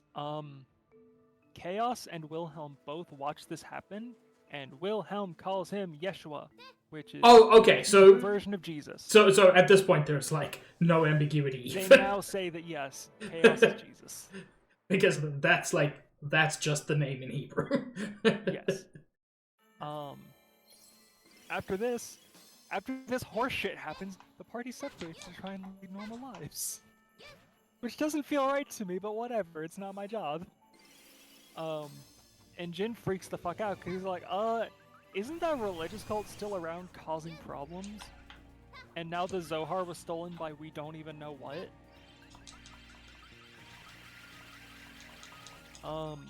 And then yeah, we get a cutscene of Wilhelm crowning the 4th Testament, the White Testament. It's Albedo, unsurprisingly enough. Given what Albedo means, yeah. Yeah, he also specifically calls him Weaver of the Eternal Circle of Zarathustra. Oh, okay. So now we're in God, Zarathustra is which religion? I forget. I believe it's still Gnosticism. It might be Zoroastrianism, though. Zoroastrianism, that's the one I was thinking of. I get those mixed up a lot, because I studied both. I studied those two in Judaism a whole lot in middle and high school. As, like, I was having a religious crisis. So sometimes the other two that I didn't study afterwards, like, I get blended together sometimes. Because they're both fascinating to me, and I definitely need to look more into it. But yeah, the Zarathustra was designed to transcend to the upper domain itself. Okay, which is where Udo is, whatever that is. Yes. Udo is an AI that resides in the upper domain. Right, it's God. It's artificial god. It's artificial god. That is a better way of putting it because of Gnosticism. Yeah. Udo is artificial god whose only ability to properly witness the lower domain is through Abel, the Eye of Abel, and the few times he can interact with people, which immediately drives them insane. By mistakenly, or not mistakenly, but by showing them the end of the universe. As far as that's concerned, he's just curious, and he's accidentally showing them the end of the universe because he wants to know what goes on. Okay, and that drives people crazy or kills them. Yes. Usually both. And so the overarching, and I'm going to talk about this now because it's brought up, and after this is part 3, we'll talk about it anyway. So, way back when Mary Magdalene died, the first time, right? She made the Zarathustra. It's powered by the Zohar and by the vessels of Anima. After she died, Wilhelm took the Zarathustra, installed the eternal recurrence function into it,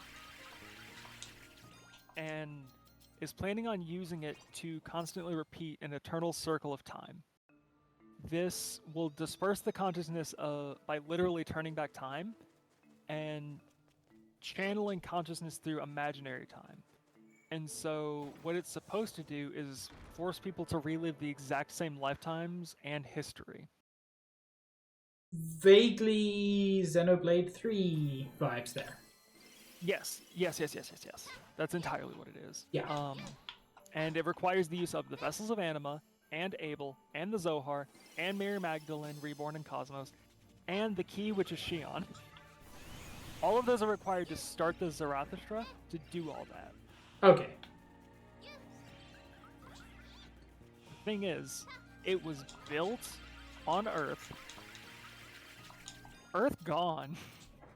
So they don't know where it is. And so he calls Albedo the Weaver of the Eternal Circle of Zarathustra, as in, you're the one that's going to help me attain this goal.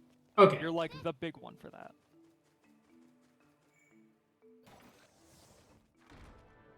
Excuse me. So, I'm going to talk about the Testaments again, because they're incredibly relevant and there's some theming. I'll also say the second game has a lot of like updated gameplay mechanics, and I think that's neat. Wasn't the third game like 90% visual novel, or am I thinking of something else? That sounds right. I never played it. Okay. I've only played the first game. I just know the second one did better with the gameplay, and the story was a lot of backstory. So, the Testaments are the group of 4 men who aid Wilhelm to try and basically do a Xenoblade 3. Okay, sure. All of them are tied to Shion Jr. and or Ziggy.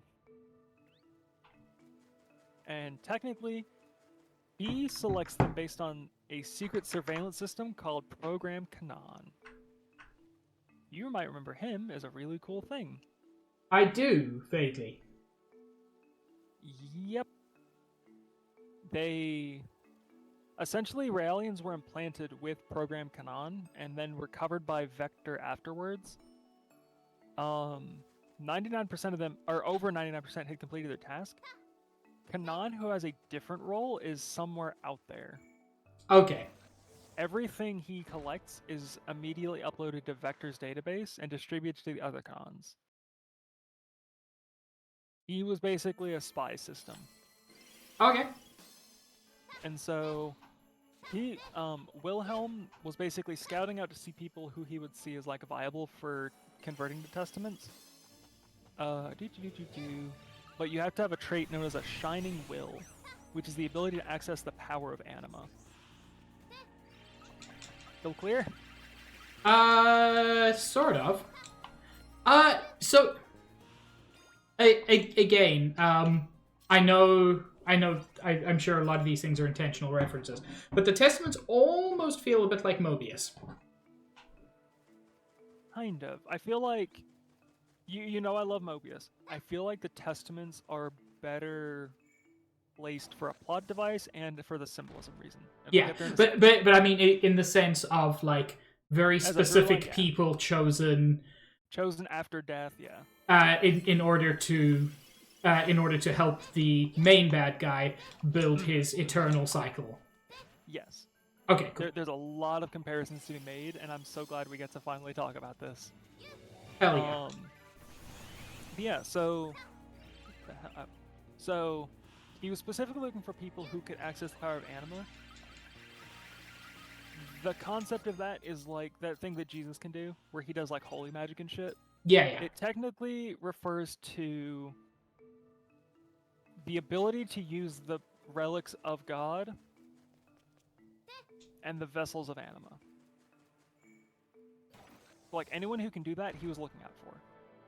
Oh, Max, a terrible thing has happened.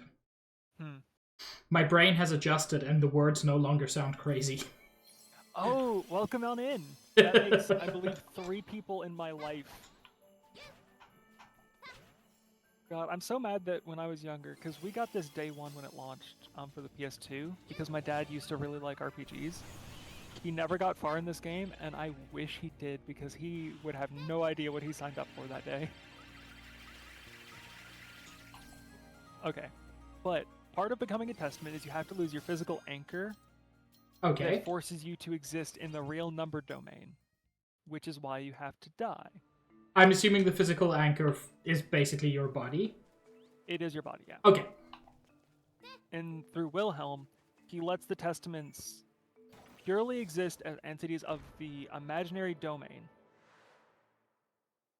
Okay. But they have a unique state about them because they're kind of both. And so they can use the anima.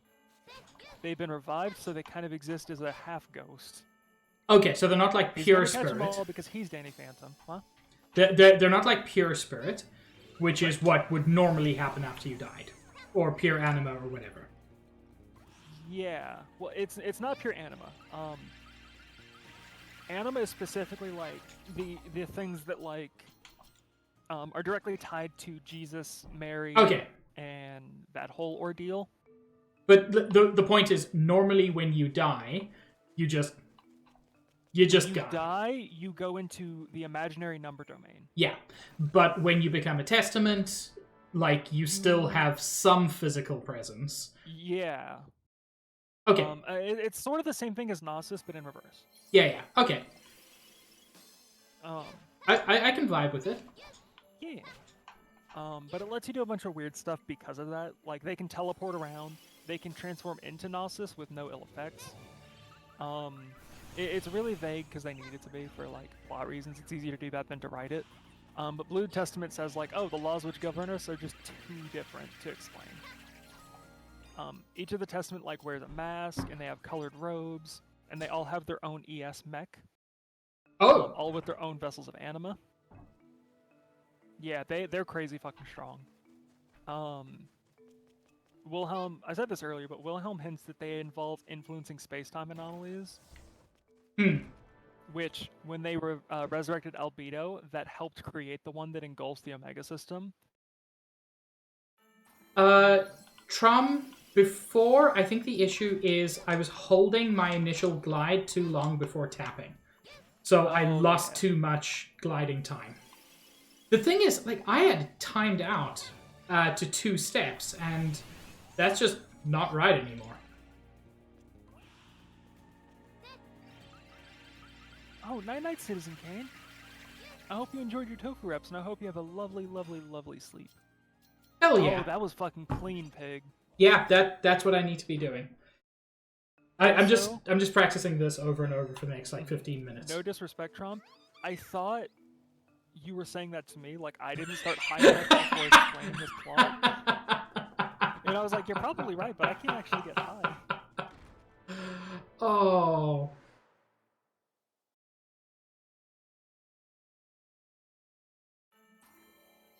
Yeah, so do you want to learn about the Testaments while we're here? Sure. I got about 15 minutes before I want to finish up. Entirely fair. Cool. The Black Testament is the guy that killed Ziggy. Okay. Just kidding. He killed his wife and stepson.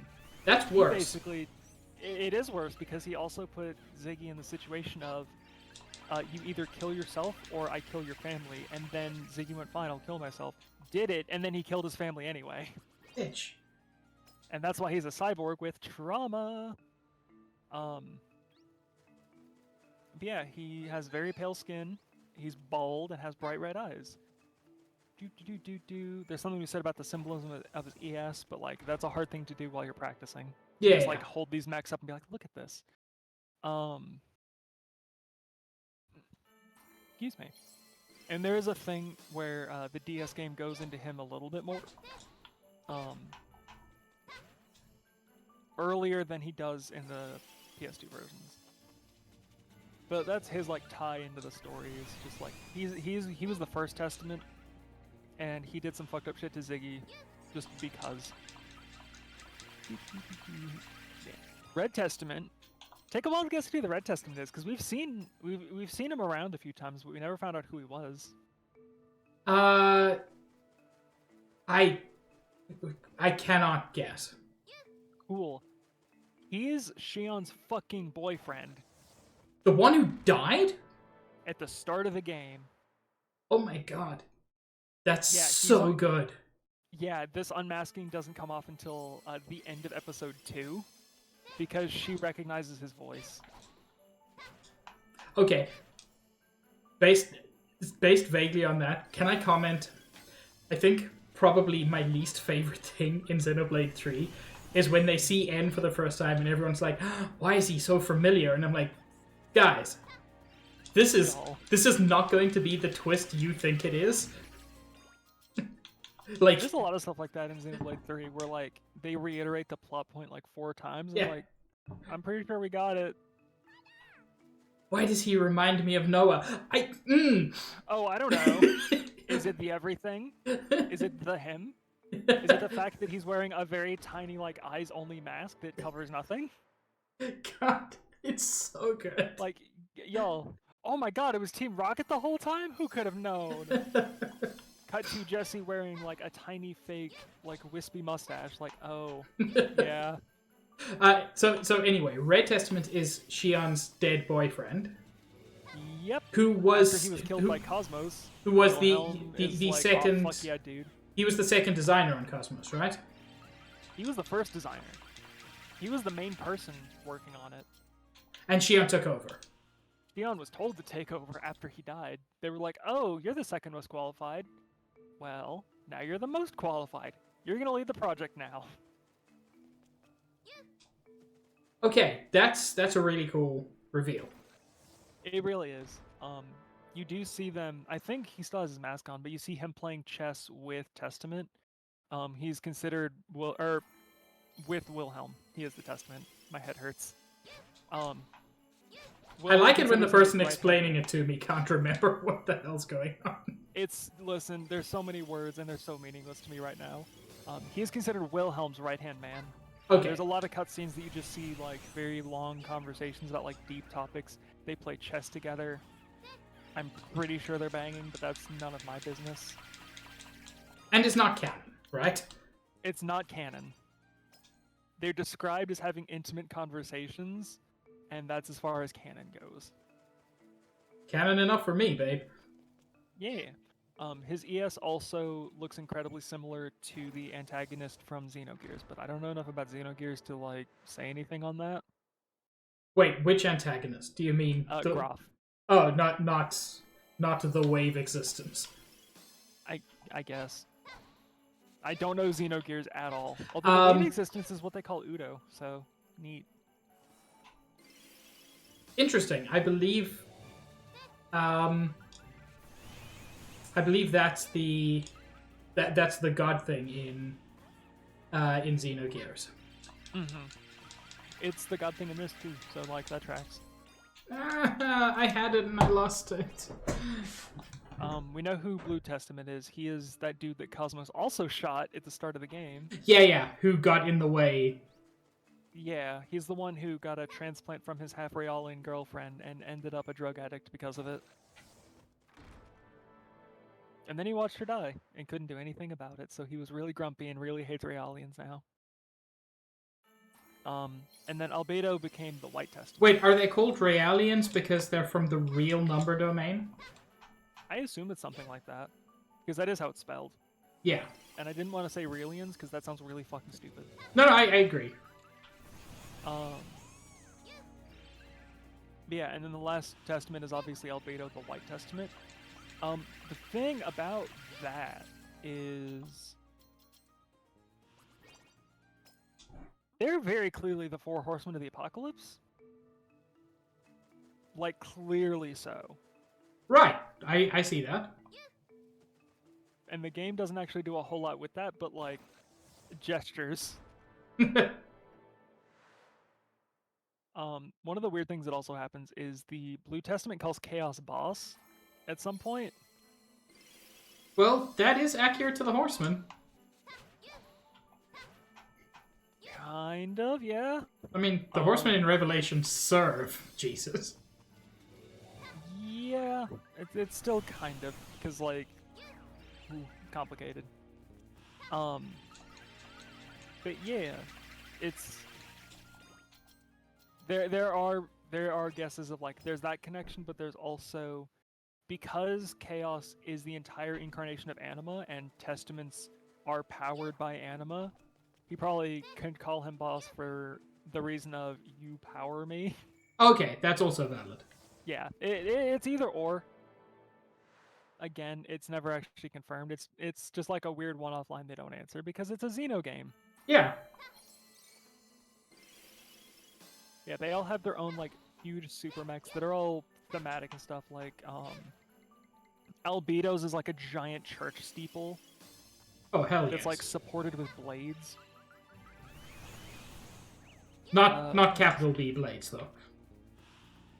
Huh? Like, you know how Xenoblade 2 has blades. Yeah, no, not those. Yes, Your audio cut out for a second, so I couldn't... I was actually asking what you were saying. Yeah, I said not like capital B blades. Yeah, no. Virgil pilots a giant spider with a human torso and a rifle. Wait, I'm sorry. So it's just modern Quelaag? I can send you the image and you can make your judgment later, but yeah. Someone gave Quelaag a gun and put her in space. Which really is the natural progression. Also, the Red Testament, Kevin, your dead boyfriend, his mech is specifically called Judah, which hilarious. I'm sorry. God, what is with all of these things? Right? No! You've got all of these character names, and then who the fuck is Kevin? That's just a dude you went to high school with. I was gonna say, like, that's a dude that you smoke a blunt with once under the bleachers and never talk to again. Yeah.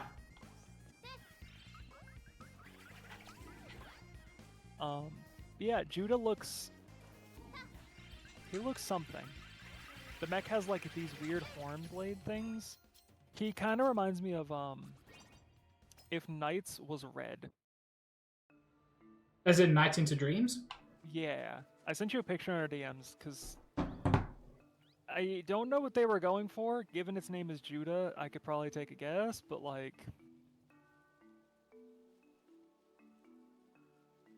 Oh. Yeah.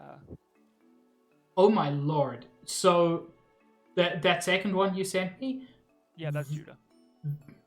That is also very similar to some of the Ouroboros forms. Somebody?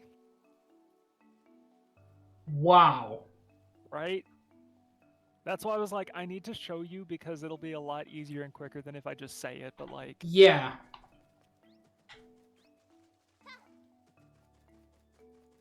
That's interesting.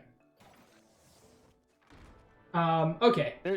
I'm glad you get to enjoy this and have a very... There's a lot of this. This is just Xenoblade, but older. Yeah. Because that's just straight up Ouroboros. Yep. Just entirely so. And I'd go as far as to say the other one, the spider one, it like could be reminiscent of their weird like fusion form. Yeah, it's very interlinky.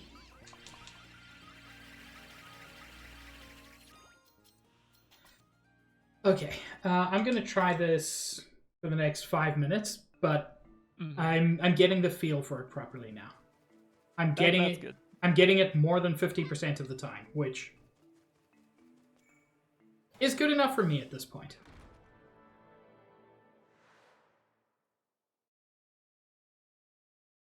So you please feel free to continue. Continuing would be starting part 3. Cool. And We can do we that don't in have another the stream. time. Yeah. Yeah. But yeah, Trom, if you don't know about Gnosticism or games that tend to use Gnosticism as their basis, it's not necessarily that you're against existence itself. The general foundation is the generally accepted God is a liar, Yeah. and there is a deity that is bound to rise up and kill it to free us from the shackles of this false god. It is immensely complicated. Which in like some of the original Gnostic scripts, the false god was the god of the Old Testament. The new the god that was supposed to displace and destroy him was Jesus. But then there's also like fun stuff like the monad. Oh my god, that unlocked my fucking like 4th eye. It skipped the 3rd and went straight to 4th. Yeah. Yeah, how about that? The monad, who is the god above the false god? Like the real god. Yeah. Hey, Xenoblade Chronicles. Hey, what? May I introduce you to the word subtlety? No, you're not interested? That's fine. Xenoblade's like, hey, can I borrow from your test? Like, oh yeah, sure, don't make it obvious. Hey, what's that weapon you're gonna use to kill a god? The Monado.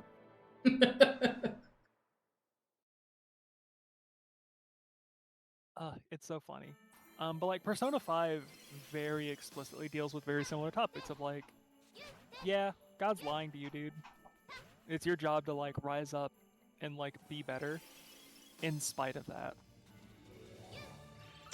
Trum, I don't have heavy cream, but I've got whipping cream. Is that okay? I've got whipping and whipped cream as well. I don't have heavy, I don't think. We might in the pantry, but I don't have time to check. If we do, it's from back when I did a lot of baking. That was before 2020. Yeah. So you were the only one who baked before the lockdown. Basically, yeah. I liked making baked, like... I just love don't have baking. the energy, and I wish I could. I really do love baking. Part of the problem with baking, because baking requires like a lot of precision, not as much as some people will say, but it still requires a lot of precision. It requires a lot more mental energy than a lot of cooking does. Like I'm making a pasta. Just You're it making requires by hand. It's just like flatten out the dough. Oh no, I'm not even talking about that. I'm cooking a pot of pasta. I don't need a brain. Yeah. I don't need a you brain set that now. shit down and wait. Yeah.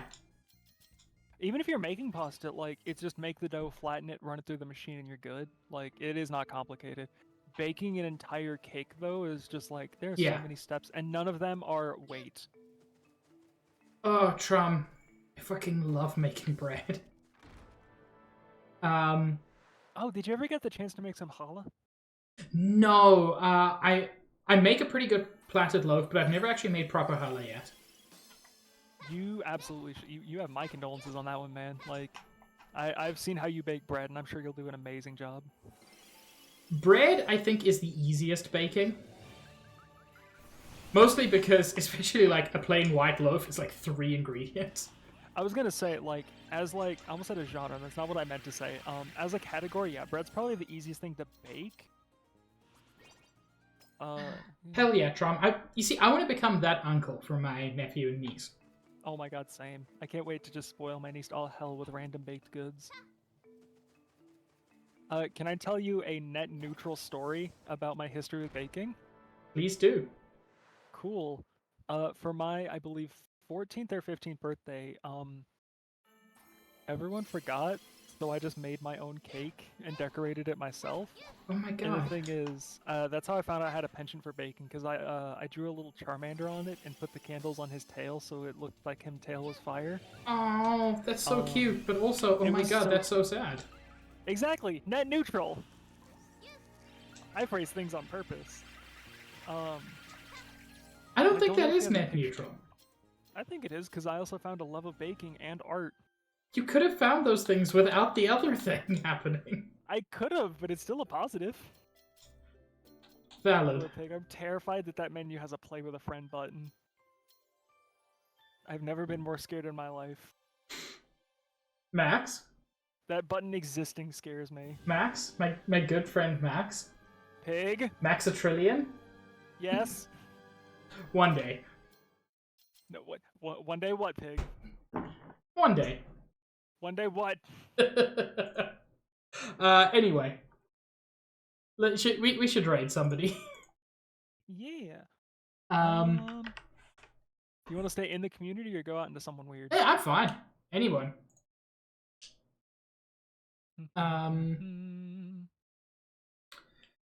Ooh. What's up? Lollipop Cocktail is live. Okay, I was gonna recommend them, but I didn't remember if they were in the community or not. Yeah. They're not technically, but I've rated them several times, and I really like them. Oh, I know them from you. Okay. Yeah. I never remember how I know people, because, like, I know a lot of people, man, and I always forget that. But yeah, Lola is rad. And it looks like they're talking politics, which, yeah, I don't actually mind. Yeah, honestly, after what we've been talking about today, it's somewhat fitting. It is. If you sat through Xenosaga, you can deal with the politics. But yeah, so thank you for joining me, everybody. Thank you for sticking through me practicing the same jump for 45 minutes, because speedrunning is nothing if not repetitive. By the way, Max, Yeah, that's the name of the game. Remember honestly. how I said what's fun about speedrunning is that you get to play a game for as little as possible? Yeah, the problem is playing it. Playtime lot so that you 91 can play hours. as little as possible. I played as little as possible a lot. Yeah. Believe me, I know. I get you, because I do glitchless, so, like, I don't even get the fun skips. But yeah, my speedrun is tomorrow at 4:54 Eastern time. It's a weird time, but I will share a little bit early. The event starts at 1 p.m. Eastern time, so there's a lot of good stuff.